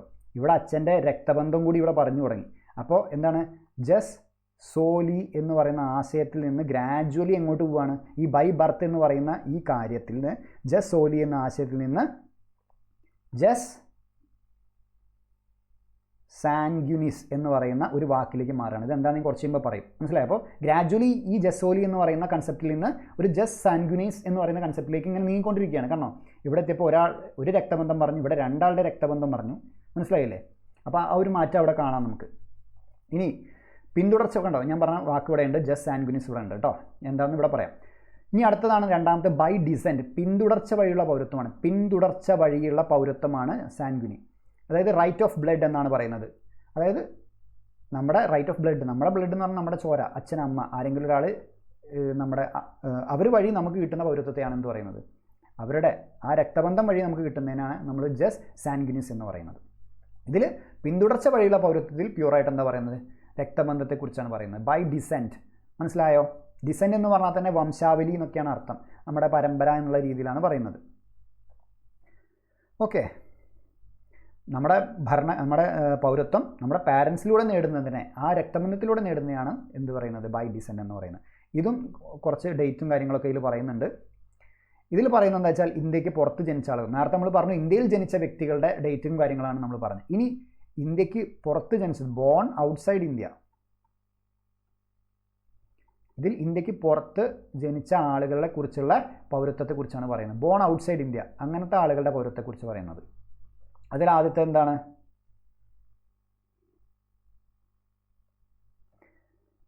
നമ്മുടെ ഭരണഘടന വന്ന ദിവസം 1950 ഓൺവേർഡ്സ്, ഒന്നെങ്കിൽ അന്ന് അല്ലെങ്കിൽ അതിന് ശേഷം 1915 26/1 അല്ലെങ്കിൽ അതിന് ശേഷമോ ഇന്ത്യക്ക് പുറത്ത് ജനിച്ച ഒരു വ്യക്തിയാണെങ്കിൽ, അതല്ലെങ്കിൽ ബിഫോർ 10/12/1992 മുൻപേ, ഈ പറഞ്ഞ ഡേറ്റിനാണ് അയാൾ ഇന്ത്യക്ക് പുറത്ത് ജനിച്ചതെങ്കിൽ അയാൾക്ക് ഇന്ത്യൻ പൗരനാകാം. എപ്പോൾ? അയാളുടെ അച്ഛൻ നിർബന്ധമായിട്ടും അയാൾ ജനിക്കുന്ന സമയത്ത് ഒരു ഇന്ത്യൻ സിറ്റിസൺ ആണെങ്കിൽ അയാൾക്ക് ഇന്ത്യൻ പൗരനാവാം. ഓക്കെ, ഇനി അടുത്ത ഡേറ്റ് പറയുന്നത് 10/12, ഈ പറയുന്ന ലാസ്റ്റ് പറഞ്ഞ ഡേറ്റിനെ 10/12/1992 ഓൺവേർഡ്സിൻ്റെ അർത്ഥം ഞാൻ പറയണ്ട, ആ ദിവസമോ അതിന് ശേഷമോ എന്നാണ് ഉദ്ദേശിക്കുന്നത്. ഓൺ ഓർ ആഫ്റ്റർ എന്നാണ് ഉദ്ദേശിക്കുന്നത്, മനസ്സിലായില്ലേ? പിന്നെ 3/12, നേരത്തെ നമ്മൾ പറഞ്ഞില്ലേ 3/12 ആയിരുന്നാൽ എന്ത്? 2003 ഭരണഘടനാ ഭേദഗതി നിയമം നിലവിൽ വന്ന ഡേറ്റാണ് ഞാൻ പറഞ്ഞു. അപ്പോൾ അതിന് മുന്നേ ഈ ഡേറ്റിനാണ് ഇന്ത്യക്ക് പുറത്ത് ജനിച്ചതെങ്കിൽ ഇവിടെ കണ്ടീഷൻസ് ഉണ്ട്. ഇതിലെന്താ പറയുന്നത്? എയ്തർ പാരൻസ്, ആരെങ്കിലും ഒരാൾ, മാതാപിതാക്കളിൽ ആരെങ്കിലും ഒരാൾ ജനിക്കുന്ന സമയത്ത് ഇന്ത്യൻ സിറ്റിസൺ ആയിരിക്കണം, എന്നാലേ കിട്ടുള്ളൂ. ഇനി അടുത്ത ഡേറ്റ് ഏതാണ്? ഈ 3/12/2024 ഓൺവേർഡ്സ്. ഇവിടെ കണ്ടീഷൻ എന്ന് പറയുന്നത് ഒന്നെങ്കിൽ പാരൻസിൽ ഒരാൾ ഇന്ത്യൻ പൗരനായിരിക്കണം, ആൻഡ് ഓറല്ല, പിന്നെ ആൻഡാണ് കേട്ടോ. അതായത് നമ്മുടെ പേരൻസിൽ ഏതെങ്കിലും ഒരാൾ ഇന്ത്യൻ പൗരനായിരിക്കണം. അത് കൂടാണ്ട് ഒരു കണ്ടീഷനും കൂടിയുണ്ട്. എന്താണ്? കമ്പൽസറി രജിസ്ട്രേഷൻ എന്ന് പറയുന്നുണ്ട്. അതായത് ഏത് രാജ്യത്താണോ ആ ആൾ ജനിച്ചത്, ആ ആൾ ജനിച്ചതിന് ഒരു വർഷത്തിനുള്ളിൽ, ജനിച്ചു കഴിഞ്ഞ് ഒരു വർഷത്തിനുള്ളിൽ അവിടുത്തെ കോൺസുലേറ്റിൽ, അവിടുത്തെ ലോക്കൽ ഇന്ത്യൻ കോൺസുലേറ്റിൽ രജിസ്റ്റർ ചെയ്തിരിക്കണം. ഇന്ത്യൻ സിറ്റിസൺഷിപ്പ് വേണമെന്ന് പറഞ്ഞിട്ട് കമ്പൽസറി രജിസ്ട്രേഷൻ ചെയ്തിരിക്കണം. ഇപ്പോൾ ഉദാഹരണത്തിന് പറയുകയാണ്, അമേരിക്കയിലാണ് ജനിച്ചതെങ്കിൽ അമേരിക്കയിലെ ഇന്ത്യൻ കോൺസുലേറ്റിൽ ഇയാൾ ജനിച്ച ഒരു വർഷത്തിനുള്ളിൽ എന്ത് രജിസ്റ്റർ ചെയ്തിരിക്കണം? ഇയാൾക്ക് ഇന്ത്യൻ പൗരത്വം വേണമെന്നുള്ള രജിസ്ട്രേഷൻ ചെയ്തിരിക്കണം. ഇത് ആർക്ക് വേണമെങ്കിൽ, നമ്മുടെ സെൻട്രൽ ഗവൺമെൻറ്റിന് വേണമെങ്കിൽ ഈ ഒരു വർഷം എന്നുള്ളത് നീട്ടിക്കൊടുക്കാനുള്ള അധികാരം ആർക്കുണ്ട്? സെൻട്രൽ ഗവൺമെൻറ്റിനുണ്ട് എന്നുള്ള കാര്യം കൂടി ആലോചിച്ച് വയ്ക്കുക. അടുത്തത് ബൈ രജിസ്ട്രേഷൻ. രജിസ്ട്രേഷൻ മുഖേനയുള്ള പൗരത്വം. ഇത് സാധാരണ ഇന്ത്യൻ വംശജർ, ഇന്ത്യൻ പൗരന്മാരെ വിവാഹം ചെയ്ത വിദേശികൾ തുടങ്ങിയവർക്ക് ബാധകമാണ്. അപ്പോൾ അത് ആലോചിച്ച് വയ്ക്കുക. ഇന്ത്യൻ വംശജർ, PIO, ഇന്ത്യൻ വംശജർ അല്ലെങ്കിൽ പേഴ്സൺസ് ഓഫ് ഇന്ത്യൻ ഒറിജിൻ, അല്ലെങ്കിൽ ഇന്ത്യൻ പൗരന്മാരെ വിവാഹം ചെയ്ത വിദേശികൾ തുടങ്ങിയവർക്കാണ് ഇത് ബാധകം. ബൈ രജിസ്ട്രേഷൻ എന്ന് പറയുന്ന കാര്യം ആലോചിക്കുക. ഈ സംഭവം എന്ന് പറയുന്നൊരു ഭയങ്കര കോംപ്ലക്സ് ആയിട്ടുള്ള ഒരു കാറ്റഗറൈസ് ആണ് ഇതിൽ നടക്കുന്നത്. ഞാൻ ജസ്റ്റ് ഒന്ന് ഓടിച്ചിട്ട് പറയാം, മനസ്സിലായോ? ഇത് പരീക്ഷയ്ക്ക് ചോദിക്കാനുള്ള ചാൻസ് വളരെ കുറവാണ്. അപ്പോൾ ജസ്റ്റ് ഞാൻ ഒന്ന് പറയാം. ഇതിൽ പറയുന്നത്, ഇതിൽ ആലോചിക്കേണ്ട ഒരു കാര്യത്തോളൂ. പൗരത്വത്തിന് അപേക്ഷിക്കുന്നതിന് മുന്നേ ഒരാൾ പൗരത്വത്തിന് ഈ പറഞ്ഞ രീതിയിൽ രജിസ്ട്രേഷൻ വഴി അപ്ലൈ ചെയ്യാൻ പോവുകയാണ്. അങ്ങനെ ചെയ്യണമെങ്കിൽ അപേക്ഷിക്കുന്നതിന് മുന്നേ 7 വർഷം ഇന്ത്യയിൽ താമസക്കാരനായ ഒരു ഇന്ത്യൻ വംശജന് മാത്രമേ ഇത് സാധിക്കൂ. അപ്പോൾ ഒരു ഇന്ത്യൻ വംശജൻ എന്ത് ചെയ്യാൻ പോവാണ്? അയാൾക്ക് സിറ്റിസൺഷിപ്പ് വേണ്ടി രജിസ്റ്റർ ചെയ്യാൻ പോവാണ്. ആ രജിസ്ട്രേഷൻ ചെയ്യുന്ന അപ്ലിക്കേഷൻ കൊടുക്കുന്നതിന് മുന്നേ 7 വർഷം തുടർച്ചയായിട്ട് അയാൾ ഇന്ത്യയിൽ താമസിച്ച ഒരാളായിരിക്കണം. അപ്പോൾ അതാണ് ഇമ്പോർട്ടൻ്റ് ആയിട്ടുള്ള ഒരു സാധനം. പൗരത്വത്തിന് അപേക്ഷിക്കുന്നതിന് മുന്നേ 7 വർഷം ഇന്ത്യയിൽ താമസക്കാരനായ ഒരു ഇന്ത്യൻ വംശജന് മാത്രമേ ഇത് അപേക്ഷിക്കാൻ പറ്റുള്ളൂ. അങ്ങനെ ഒരാളായിരിക്കണം അയാൾ. പിന്നെ പറയുകയാണ് അൺഡിവൈഡഡ് ഇന്ത്യ, ഡിവൈഡ് ചെയ്യാതെ, ഇത് വിഭജനം നടക്കുന്നതിന് മുന്നേയുള്ള ഇന്ത്യക്ക് പുറത്തുള്ള ഏതെങ്കിലും രാജ്യത്തിൽ താമസക്കാരനായ ഒരു ഇന്ത്യൻ വംശജനായിരിക്കണം എന്ന് പറയുന്നുണ്ട്. അതായത് പാകിസ്ഥാൻ, ബംഗ്ലാദേശിലൊന്നും പറ്റില്ല എന്നാണ് ഇവിടെ എടുത്തു പറയുന്നത്. ജസ്റ്റ് മനസ്സിലാക്കി വെച്ചാൽ, അതായത് ഇന്ത്യക്ക് മുന്നേ, അതായത് വിഭജനം ചെയ്യുന്നതിന് മുന്നേയുള്ള ഇന്ത്യയിൽ ഇന്ത്യക്ക് പുറത്തുള്ള ഏതെങ്കിലും രാജ്യത്തിൽ താമസക്കാരനായ ഒരു ഇന്ത്യൻ വംശജന് ആയിരിക്കണമെന്ന് പറയുന്നുണ്ട്. ഈ മൂന്നാമത്തെ കാര്യം പറയുന്നത് ഇന്ത്യൻ സിറ്റിസൻ്റെ സ്പൗസിന് പറ്റും. അതായത് അതാണ് ഇവിടെ പറഞ്ഞത്, ഇന്ത്യൻ പൗരന്മാരെ വിവാഹം ചെയ്ത വിദേശികൾ, അവർക്ക് എന്ത് പറ്റും, ഇത് ചെയ്യാൻ പറ്റും. അവർ എന്തായിരിക്കണം, 7 വർഷം ഇന്ത്യയിൽ താമസിച്ചതിന് ശേഷമേ അപ്ലൈ ചെയ്യാൻ പറ്റുള്ളൂ കേട്ടോ. അപ്പോൾ ആ 7 വർഷം എന്നുള്ള പറയുന്ന കാര്യം ഒന്ന് ഓർത്ത് വയ്ക്കുക. അത് വേണമെങ്കിൽ ഒരു ക്വസ്റ്റ്യൻ ആയിട്ട് വരാം. അത് ഞാൻ ലാസ്റ്റ് ഒരു ഫാക്റ്റായിട്ട് കൊടുത്തിട്ടുണ്ട്. ഇനി ഇന്ത്യൻ പൗരന്മാരുടെ മൈനർ ആയ കുട്ടികൾ, ഇന്ത്യൻ പൗരന്മാരുടെ മൈനർ, അതായത് ഇപ്പോൾ ഉദാഹരണം പറയുകയാണെങ്കിൽ ഭാര്യയും ഭർത്താവും കല്യാണം കഴിച്ച് അവർ ഇന്ത്യൻ പൗരന്മാരാണ്, അവർ USA പോയി, അവിടെ എത്തിയതിനു ശേഷമാണ് കുട്ടി ഉണ്ടായത്. കുട്ടി ഉണ്ടായിക്കഴിഞ്ഞാൽ ആ കുട്ടിക്ക് ഓട്ടോമാറ്റിക്കലി അവിടെ US പൗരത്വം കിട്ടേണ്ടതാണ്. പക്ഷേ രജിസ്ട്രേഷൻ വഴി നേരത്തെ നമ്മൾ പറഞ്ഞില്ലേ 1 വർഷത്തിൽ താഴെ എന്നുള്ള കാര്യങ്ങളൊക്കെ പറഞ്ഞില്ലേ, അപ്പോൾ രജിസ്ട്രേഷൻ വഴി ആ കുട്ടിക്ക് ഇന്ത്യൻ പൗരത്വം നേടാം. അപ്പോൾ അതാണ് ഇന്ത്യൻ പൗരന്മാരുടെ മൈനറായ ചിൽഡ്രൻ. ഇനി ഒരാൾ പ്രായപൂർത്തിയായി എന്ന് വിചാരിക്കുക. അങ്ങനെ പ്രായപൂർത്തിയായ ഒരാൾക്ക് അയാളുടെ പാരൻസ് ഇന്ത്യൻ സിറ്റിസൺസ് ആയി രജിസ്റ്റർ ചെയ്തവരാണെങ്കിൽ അയക്കുന്നത് കിട്ടാം. അപ്പോൾ പ്രായപൂർത്തിയായ മേജറായ ഒരു കുട്ടിക്ക് അവരുടെ പാരൻസ് ഇന്ത്യൻ സിറ്റിസൺസ് ആയി രജിസ്റ്റർ ചെയ്ത ആൾക്കാരാണെങ്കിൽ അവർക്ക് ആ കുട്ടിക്ക് എന്ത് കിട്ടും, സിറ്റിസൺഷിപ്പ് കിട്ടാൻ ചാൻസ് ഉണ്ട്. പിന്നെ OCI എന്ന് പറഞ്ഞൊരു കാര്യമുണ്ട്. OCI മനസ്സിലായോ, ഓവർസീസ് സിറ്റിസൺഷിപ്പ് ഓഫ് ഇന്ത്യ എന്ന് പറയുന്നുണ്ട്. അപ്പോൾ ഈ OCI സ്റ്റാറ്റസ് ഉള്ള ഒരാൾക്ക് 5 വർഷമായി ഉള്ള ഒരാൾക്ക്, അതായത് OCI സ്റ്റാറ്റസ് 5 വർഷമായി ഉള്ള ഒരു ആൾക്ക് രജിസ്ട്രേഷൻ വഴി ഇന്ത്യൻ പൗരനാകാം. അപ്പോൾ നിങ്ങളോട് ചോദിക്കുകയാണ് OCI സ്റ്റാറ്റസുള്ള ഒരാൾ എങ്ങനെ ഇന്ത്യൻ പൗരനാകുന്നു? രജിസ്ട്രേഷൻ വഴിയാണ്. OCI സ്റ്റാറ്റസ് 5 വർഷമായിട്ടുള്ള ഒരാൾക്ക് രജിസ്ട്രേഷൻ വഴി ഇന്ത്യൻ പൗരനാകാം. പക്ഷേ ഇത് അപ്ലൈ ചെയ്യുന്നതിൻ്റെ മുന്നേ 12 മാസം അയാൾ ഇന്ത്യയിൽ താമസിച്ചിരിക്കണം. ഇത് അപ്ലൈ ചെയ്യുന്നതിൻ്റെ തൊട്ട് മുന്നേ 12 മാസം അയാൾ ഇന്ത്യയിൽ താമസിച്ച ഒരു വ്യക്തി ആയിരിക്കണം എന്നുള്ള ഒരു അണ്ടർസ്റ്റാൻഡിങ് ഉണ്ടാവുക. ഇനി ഇപ്പോൾ ഈ രജിസ്ട്രേഷൻ വഴി ഞാൻ കുറേ 4-5 കാറ്റഗറി പറഞ്ഞില്ല. അപ്പോൾ ഈ രജിസ്ട്രേഷൻ വഴി ഈ 4-5 കാറ്റഗറികൾക്ക് ഇന്ത്യൻ സിറ്റിസൺഷിപ്പ് കിട്ടും. അങ്ങനെ സിറ്റിസൺഷിപ്പ് കിട്ടുന്ന ഈ രജിസ്ട്രേഷൻ വഴി ഈ ആളുകൾക്ക് സിറ്റിസണായി രജിസ്റ്റർ ചെയ്യുന്നതിന് മുമ്പ് ഒരു സത്യപ്രതിജ്ഞ എന്ന് പറയുന്നൊരു സംഭവമുണ്ട്. മനസ്സിലായോ? ഓത്ത് ഓഫ് അലീജിയൻസ് എന്ന് പറയും. മനസ്സിലായോ? അപ്പോൾ അത് ഇവർ എടുക്കണം. ഇന്ത്യൻ ഭരണഘടനയിൽ വിശ്വാസ്യത പുലർത്തുന്ന ആൾക്കാരായിരിക്കണം എന്ന് പറഞ്ഞിട്ടൊരു സത്യപ്രതിജ്ഞ ഇവർ എടുക്കണം. അപ്പോൾ ആ കാര്യം കൂടി ഒന്ന് ആലോചിച്ച് വയ്ക്കുക. അപ്പോൾ ഇനി OCI സ്കീം എന്താണെന്ന് ജസ്റ്റ് ഒന്ന് ഞാൻ പറയാം. OCI സ്കീം അതിന് മുന്നേ ഒരു കമ്മിറ്റി ഉണ്ട്, LM സിംഗ്വി. ഞാൻ നേരത്തെ പറഞ്ഞിട്ടുണ്ടായിരുന്നു ഇരട്ട പൗരത്വം റെക്കമെൻഡ് ചെയ്ത കമ്മിറ്റി. LM സിംഗ്വി കമ്മിറ്റി 2000-ലാണ് നിലവിൽ വരുന്നത്. 2002 ഇവർ റിപ്പോർട്ട് സമർപ്പിച്ചു. ഇവർ ഇന്ത്യൻ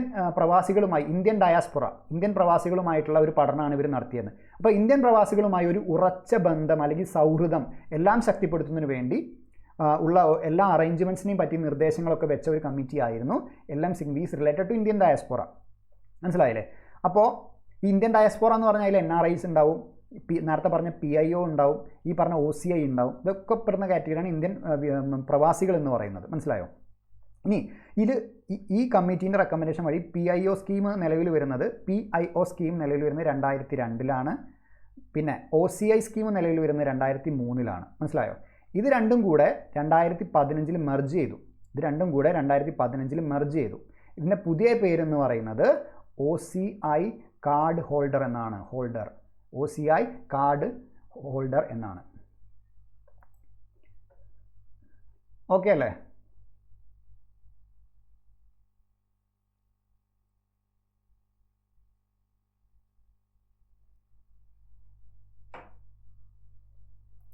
അപ്പോൾ നിങ്ങൾക്ക് ക്ലാസ് കേട്ട് കൺഫ്യൂഷൻ ഉണ്ടെന്ന് തോന്നിക്കോ. അപ്പോൾ വീണ്ടും ഇതിൻ്റെ റെക്കോർഡിംഗ് അവൈലബിൾ ആയിരിക്കും. നിങ്ങൾ വീണ്ടും ഒന്ന് റിപ്പീറ്റ് ചെയ്തിട്ട് കേട്ടാൽ മതി. മനസ്സിലായില്ലേ? ഈ ടോപ്പിക്ക് ഓൾറെഡി കൺഫ്യൂഷൻ. ഞാൻ പറഞ്ഞില്ല, ഈ നോട്ടിലെ പ്രധാനപ്പെട്ട പോയിൻറ്റ്സ് ഉണ്ടല്ലോ, നിങ്ങൾക്ക് പരീക്ഷയ്ക്ക് ചോദിക്കാനുള്ളതും പ്രധാനപ്പെട്ട പോയിൻറ്റ്സ് ഒക്കെ ഇതിൽ കൊടുത്തിട്ടുണ്ട്. പിന്നെ അതിൻ്റെ ഉള്ളിലേക്ക് ഇറങ്ങിയുള്ള നമ്മളൊരു ഡിസ്കഷനാണ് ഈ നടക്കുന്നത്. മനസ്സിലായില്ലേ? അത് ചോദ്യം വരുമോ എന്നുള്ള ചാൻസസ് വളരെ കുറവാണ്. പക്ഷേ നമ്മൾ അറിഞ്ഞിരിക്കുക എന്ന് പറയുന്നത് നമ്മളൊരു ഉത്തരവാദിത്തമാണ്. അത്രേ ഉള്ളൂ. അപ്പോൾ അറിഞ്ഞിരിക്കുക. അഥവാ ക്വസ്റ്റ്യൻ വരികയാണെന്നുണ്ടെങ്കിൽ നമുക്കതിനൊരു മാർക്ക് മിസ്സാവാൻ പാടില്ല. അപ്പോൾ നമ്മൾ എഫേർട്ട് ഇടുന്നു, അത്രേ ഉള്ളൂ. അപ്പോൾ ഈ OCI കാർഡ് ഹോൾഡർ എന്ന് പറയുന്നത് 2015 ഈ 2 സ്കീമും കൂടി മെർജ് ചെയ്ത് വന്ന ഒരു സംഭവമാണ്. ഇനി OCI ആരൊക്കെയാണ് OCI എന്ന് അറിയണ്ടേ? ഈ OCIക്ക് എലിജിബിൾ ആയിട്ടുള്ള കാറ്റഗറീസ് ഏതൊക്കെയെന്ന് അറിയാം. ഞാൻ ജസ്റ്റ് ഒന്ന് പറയാം. ഒന്ന്, ഭരണഘടന ആരംഭിക്കുമ്പോൾ ഇന്ത്യൻ സിറ്റിസൺ ആയിരുന്ന അല്ലെങ്കിൽ ആവാൻ എലിജിബിൾ ആയിരുന്ന ആളുകളാണ്. അതായത് ഇന്ത്യൻ ഭരണഘടന നിലവിൽ വരുമ്പോൾ ഇന്ത്യൻ സിറ്റിസൺസ് ആയിരുന്നു. ഇപ്പം നിലവിലല്ല. മനസ്സിലായോ? ഈ OCI എന്ന് പറഞ്ഞാൽ ഇപ്പം നിലവിൽ ഇന്ത്യക്കാരല്ല, ഇന്ത്യൻ സിറ്റിസൺസ് അല്ല. ഇവരുടെ പാസ്പോർട്ട് വേറെയാണ്, അത് ആലോചിച്ച് വയ്ക്കുക. ഇന്ത്യൻ ഭരണഘടന നിലവിൽ വരുമ്പോൾ ഇന്ത്യൻ സിറ്റിസൺസ് ആയിരുന്ന അല്ലെങ്കിൽ ആവാൻ എലിജിബിൾ ആയിരുന്ന, ആവാൻ സാധ്യതയുണ്ടായിരുന്ന ആളുകളെയാണ് നമ്മൾ ഒരു കാറ്റഗറി ആയിട്ട് OCIയിൽ ഉൾപ്പെടുത്തുന്നത്.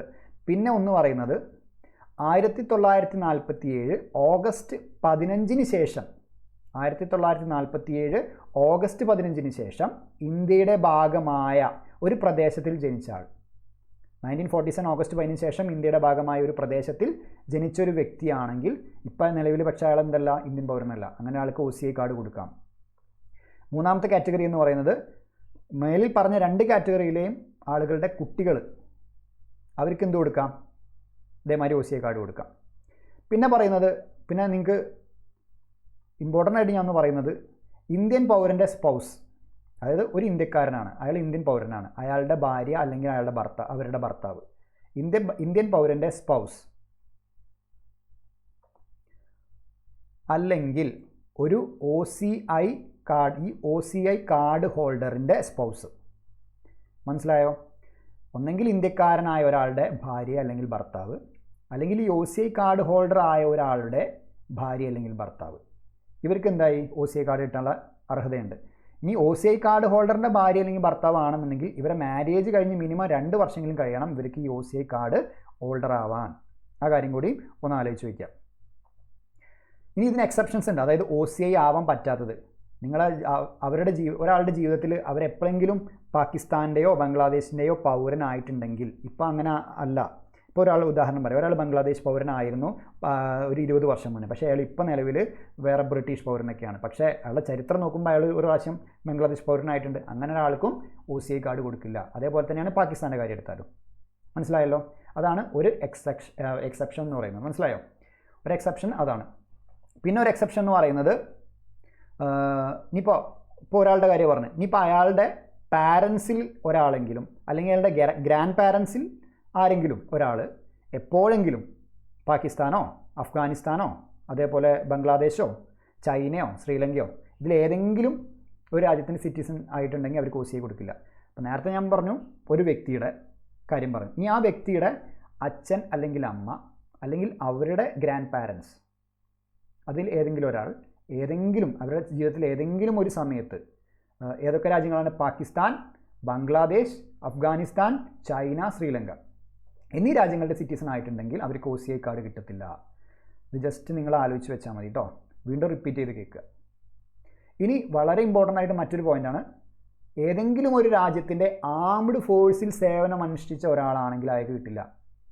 അയാൾക്ക് ബാക്കി കാറ്റഗറിക്ക് വെച്ചിട്ട് OCI കാർഡ് കിട്ടാനുള്ള അർഹതയുണ്ട്. പക്ഷേ അയാൾ ഏതെങ്കിലും ഒരു രാജ്യത്തിൻ്റെ armed force, navy, air force, army, ഇതിൽ ഏതെങ്കിലും ഒരു ആംഡ് ഫോഴ്സിൽ ഏതെങ്കിലും ഒരു രാജ്യത്ത് സേവനം അനുഷ്ഠിച്ച ഒരു വ്യക്തിയാണ് അയാളെങ്കിൽ അയാൾക്ക് OCI കാർഡ് സ്റ്റാറ്റസ് കിട്ടത്തില്ല എന്ന കാര്യം കൂടി ഞാൻ ആലോചിക്കുക. ഇനി OCI ആയിക്കഴിഞ്ഞാൽ എന്തെങ്കിലും ബെനിഫിറ്റ്സ് ഉണ്ടോ? OCI കാർഡ് ഹോൾഡറുള്ള ആൾക്ക് എന്തെങ്കിലും ബെനിഫിറ്റ്സ് ഉണ്ടോ ചോദിച്ചാൽ, ഒരു ബെനിഫിറ്റ് ഞാൻ നേരത്തെ പറഞ്ഞു, 5 വർഷം OCI കാർഡുള്ള ഒരാൾക്ക് ഇന്ത്യൻ സിറ്റിസൺഷിപ്പ് കിട്ടാമെന്ന് പറഞ്ഞു. അതൊരു ബെനിഫിറ്റ് ആണല്ലോ. പിന്നെ ജീവിതകാലം മുഴുവനായിരിക്കും മൾട്ടിപ്പിൾ എൻട്രി വിസ കിട്ടും. അതായത് ഒരു തവണ വിസ എടുത്ത് കഴിഞ്ഞാൽ എത്ര തവണ വേണ്ടി ഇന്ത്യയിലേക്ക് പോയി വന്നുകൊണ്ടിരിക്കുക അയാൾക്ക്. മനസ്സിലായോ? അത് അയാൾക്ക് മറ്റൊരു ബെനിഫിറ്റാണ്. മൾട്ടിപ്പിൾ എൻട്രി വിസ എന്ന് പറയുന്ന ഒരു ബെനിഫിറ്റ് അയക്കുന്നുണ്ട്.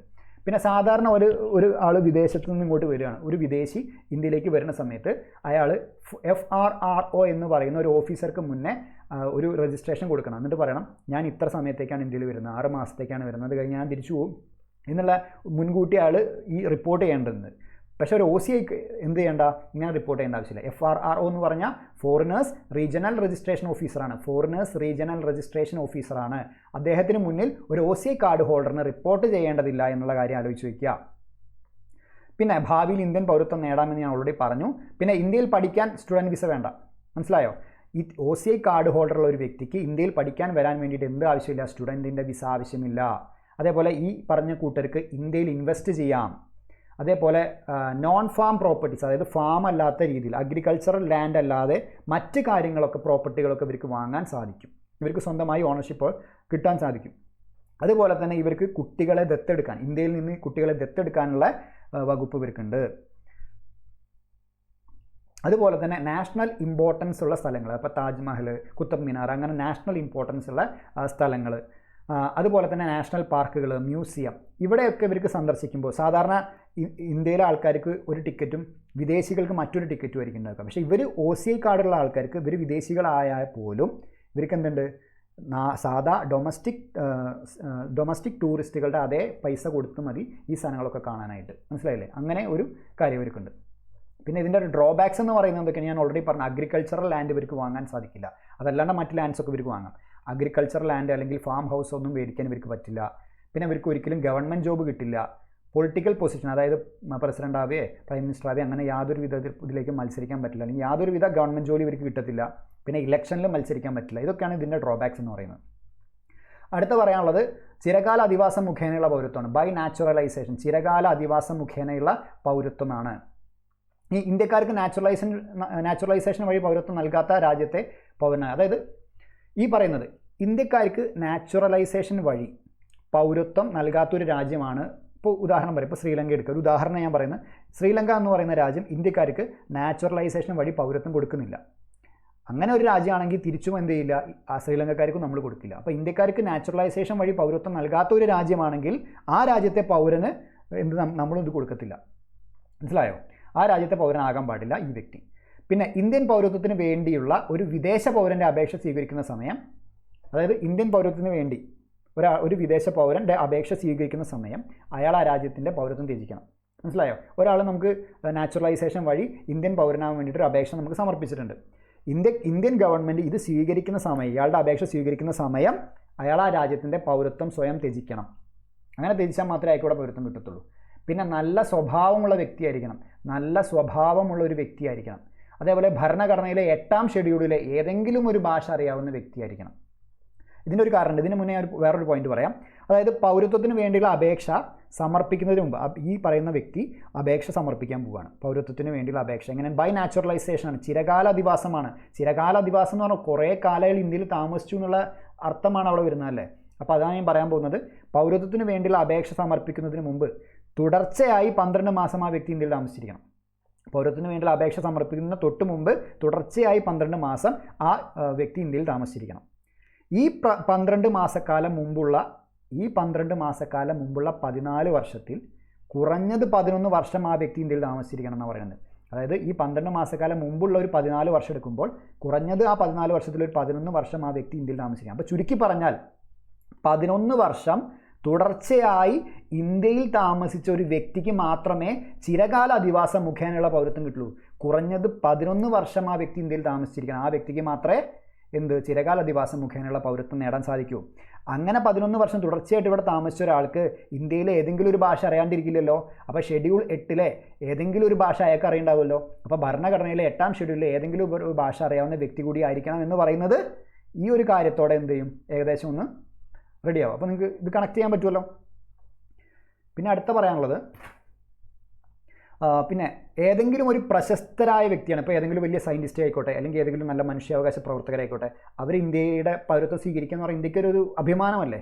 അപ്പോൾ ഏതെങ്കിലും പ്രശസ്തരായ വ്യക്തികൾക്ക് പൗരത്വം നൽകുന്നതിനായി ഗവൺമെൻറ് വേണമെങ്കിൽ ഇത്രയും പറഞ്ഞ കാര്യങ്ങളിൽ ഇളവ് വരുത്താം. ഒന്നെങ്കിൽ മുഴുവനായിട്ട് ഇളവ് വരുത്താം, അല്ലെങ്കിൽ ഭാഗികമായിട്ട് ഇളവ് വരുത്താം. അത് ഗവൺമെൻറ്റിന് ചെയ്യാൻ പറ്റുന്നൊരു കാര്യമാണ്. അങ്ങനെ 2 പേർക്ക്, ഞാൻ 2 പേരെ പേര് എടുത്തു പറയുകയാണ്, 2 പേർക്ക് എന്ത് കൊടുത്തിട്ടുണ്ട്, പൗരത്വം കൊടുത്തിട്ടുണ്ട്. ബൈ നാച്ചുറലൈസേഷൻ അഥവാ ചിരകാല അധിവാസം മുഖേനയുള്ള പൗരത്വം നേടിയ 2 വ്യക്തികളാണ്. ഉദാഹരണങ്ങൾ ഞാനിവിടെ പറയുന്നത്, ഒന്ന് മദർ തെരേസയാണ്, ഒന്ന് ലാറി ബേക്കർ എന്ന് പറയുന്ന ആളാണ്. ഇവർ 2 പേരും നാച്ചുറലൈസേഷൻ വഴിയാണ്, ചിരകാല അധിവാസം മുഖേനയാണ് ഇവർ പൗരത്വം നേടിയിട്ടുള്ളത്. Mother Teresa, Laurie Baker. ഇയാൾ ഏതാണ്, ആർക്കിടെക്ചറായിട്ട് ബന്ധപ്പെട്ട ആളാണ്. മനസ്സിലായില്ലേ? വാസ്തുവിദ്യയായിട്ട് ബന്ധപ്പെട്ട ആളാണ് ലാറി ബേക്കർ. ഇനി അടുത്തത്, പിന്നെ ഞാൻ ഓൾറെഡി പറഞ്ഞു, നാച്ചുറലൈസ്ഡ് സിറ്റിസൺ ആവുന്ന ആൾക്കും ഇന്ത്യയിൽ പ്രസിഡൻ്റായിട്ട് മത്സരിക്കാമെന്ന് ഞാൻ മുന്നേ പറഞ്ഞിട്ടുണ്ട്. ഇനി ഈ നാച്ചുറലൈസ്ഡ് സിറ്റിസൺ ആവുന്ന ആളുകളും എന്ത് ചെയ്യണം, നേരത്തെ ഞാൻ രജിസ്ട്രേഷന് പറഞ്ഞ പോലെ ഇവർ സത്യപ്രതിജ്ഞ ചെയ്യണം. നമ്മുടെ പൗരനാകുന്നതിന് മുന്നേ ഇവർ സത്യപ്രതിജ്ഞ ചെയ്യണം. ഭരണഘടനയോട് കൂറു പുലർത്തുമെന്ന് ഇവർ സത്യപ്രതിജ്ഞ ചെയ്യണം എന്നുള്ള കാര്യം കൂടി ആലോചിച്ച് വയ്ക്കുക. അടുത്തത് പ്രദേശ സംയോജനം വഴിയുള്ള പൗരത്വമാണ്. By incorporation of territory. ഒരു ടെറിട്ടറി നമ്മൾ സ്വീകരിക്കുന്നത് വഴി നമുക്ക് കിട്ടുന്ന പൗരത്വമാണ്. അതായത് ഉദാഹരണം പറഞ്ഞാൽ ഏതെങ്കിലും വിദേശ പ്രദേശം, അതായത് ഏതെങ്കിലും വിദേശ പ്രദേശം, ഇന്ത്യയുടെ പുറത്തുള്ള ഏതെങ്കിലും ഒരു പ്രദേശം ഇന്ത്യയുടെ ഭാഗമാകുകയാണെങ്കിൽ ആ പ്രദേശത്തെ ജനങ്ങളിൽ ആരാണ് ഇന്ത്യൻ പൗരന്മാരാകേണ്ടതെന്ന് ഇന്ത്യ ഗവൺമെൻറ് വ്യക്തമാക്കുന്നുണ്ട്. മനസ്സിലായോ? അപ്പോൾ ഒരു പ്രദേശം, ഒരു എക്സാമ്പിൾ പറയുകയാണ്, ഇന്ത്യ ഒരു പ്രദേശം സ്വീകരിച്ചു. ആ സ്വീകരിച്ചതിൽ കുറേ ആൾ ജനസംഖ്യയുണ്ട്. ആ ജനസംഖ്യയിൽ എല്ലാവരെയും ഇന്ത്യൻ പൗരന്മാരാക്കണം എന്ന് നിർബന്ധമൊന്നുമില്ല. അത് ഗവൺമെൻറ്റിൻ്റെ ഇഷ്ടമാണ്. വേണം കുറച്ച് ആൾക്കാർ നമുക്ക് പുറത്താക്കാം. അത് ഇന്ത്യൻ ഗവൺമെൻറ് ഇഷ്ടമാണ്. മനസ്സിലായല്ലോ? ആ പ്രദേശ ജനങ്ങളിൽ ആരാണ് ഇന്ത്യൻ പൗരന്മാരാകേണ്ടതെന്ന് ഇന്ത്യ ഗവൺമെൻറ് വ്യക്തമാക്കുന്നുണ്ട്. അത്തരം ആളുകൾ വിജ്ഞാപനം ചെയ്ത തീയതി മുതൽ ഇന്ത്യൻ പൗരന്മാരാകുന്നു.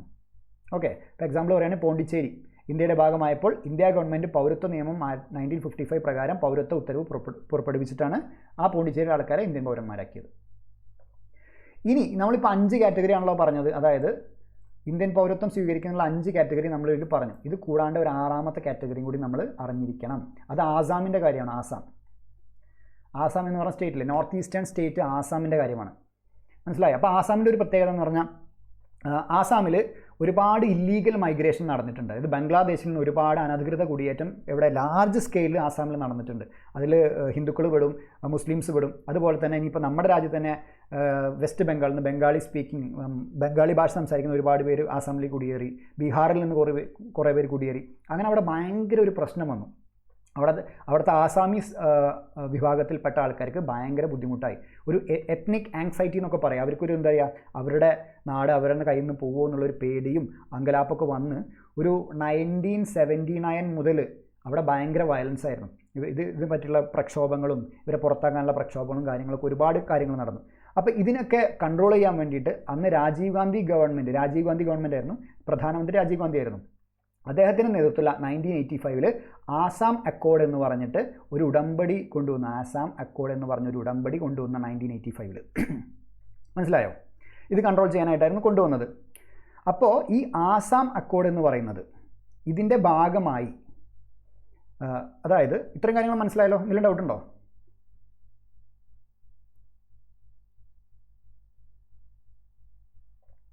അപ്പോൾ ഈ ആസാം അക്കോർഡ് എന്ന് പറഞ്ഞ സാധനം കൊണ്ടുവന്നപ്പോൾ ഇതിനെ പ്രത്യേകമായി ഡീൽ ചെയ്യാം. അപ്പോൾ ആസാം എന്ന് പറയുന്ന ഒരു സ്പെഷ്യലായിട്ടുള്ള ഒരു പ്രത്യേക പരിഗണന കൊടുക്കേണ്ട ഒരു സംസ്ഥാനമായിട്ട് പരിഗണിച്ചുകൊണ്ട് ഈ ആസാം അക്കോർഡ് വഴി ഇതിൻ്റെ ഭാഗമായി ആസാമിനെ ഒരു സ്പെഷ്യൽ സ്റ്റാറ്റസ് അല്ലെങ്കിൽ ഒരു സ്പെഷ്യലായിട്ട് ഡീൽ ചെയ്യാനായിട്ട് ഭരണഘടന നമ്മുടെ പൗരത്വ നിയമം ഭേദഗതി ചെയ്തു.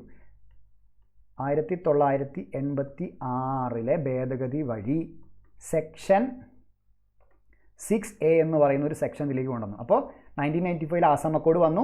അപ്പോൾ ഇതിനെ സപ്പോർട്ട് ചെയ്യാൻ വേണ്ടിയിട്ട് 1986 പൗരത്വ ഭേദഗതി നിയമം കൊണ്ടുവന്നു. 1986 ഇതെന്ത് ചെയ്തു? നമ്മുടെ പൗരത്വ നിയമത്തിലേക്ക് സെക്ഷൻ 6A എന്ന് പറയുന്ന ഒരു ഭേദഗതി, ഒരു സെക്ഷൻ ആഡ് ചെയ്തു. വളരെ ഇമ്പോർട്ടൻ്റ്. അപ്പോൾ സെക്ഷൻ 6A എന്ന് പറയുന്നത് റിലേറ്റഡ് ടു ആസാമാണ്. ആസാമിന് മാത്രം ബാധകമായതാണ്. മനസ്സിലായോ? ആസാമിന് മാത്രം ബാധകമായതാണ്.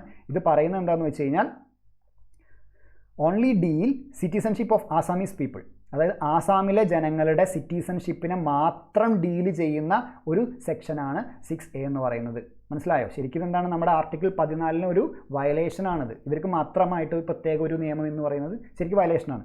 അപ്പോൾ അതിൻ്റെ കാര്യങ്ങളൊക്കെ സുപ്രീം കോടതിയിൽ നടക്കുന്നുണ്ട്.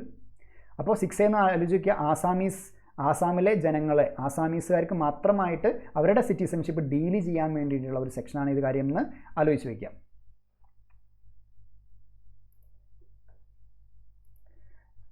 ഇത്രയും കാര്യങ്ങൾ മനസ്സിലായോ?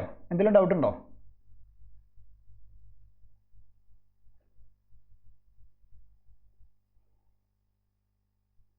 ഏതാ പറയേണ്ടത്? ഏതാ ഡൗട്ട്?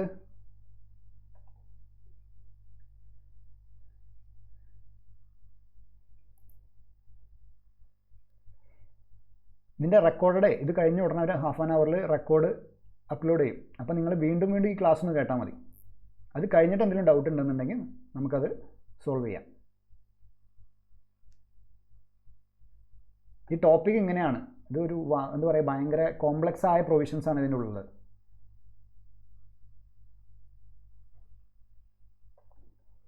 ഓക്കെ ആണോ? ഇതുവരെയുള്ള കാര്യങ്ങളൊക്കെ ഈ നോട്ട് റിപ്പീറ്റ് ചെയ്ത് വായിക്കുക.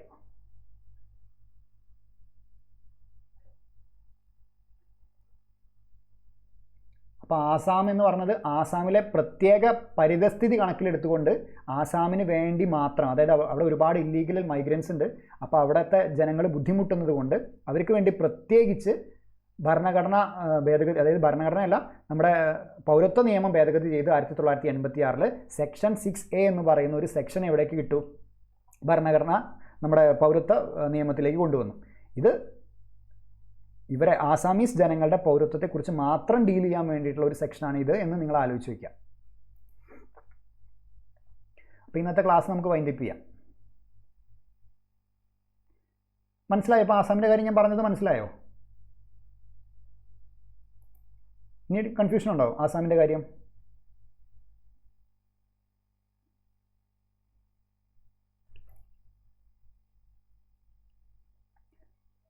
സഫീറയ്ക്ക് മനസ്സിലായോ?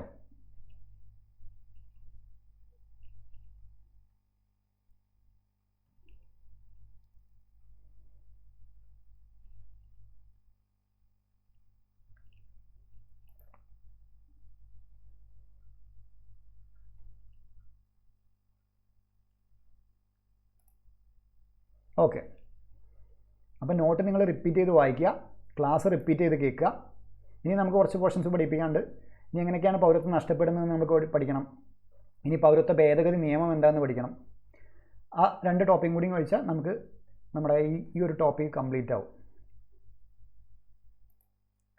അപ്പോൾ ഓക്കെ, നമുക്ക് ഇന്നത്തെ ക്ലാസ് നിർത്താം. അപ്പോൾ എല്ലാവർക്കും താങ്ക് യു. ക്ലാസ് റിപ്പീറ്റ് ചെയ്ത് കാണാം. ഇതിൻ്റെ റെക്കോർഡ് നിങ്ങൾ നിർബന്ധമായിട്ടും റിപ്പീറ്റ് ചെയ്ത് കേൾക്കണം. മനസ്സിലായി? ഇത് കുറച്ച് കോംപ്ലക്സ് ആയ ടോപ്പിക്കാണ്.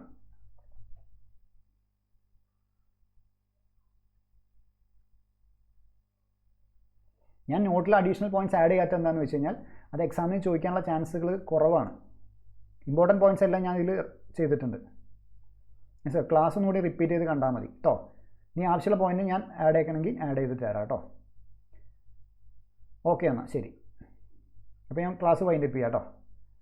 എല്ലാവർക്കും താങ്ക് യു.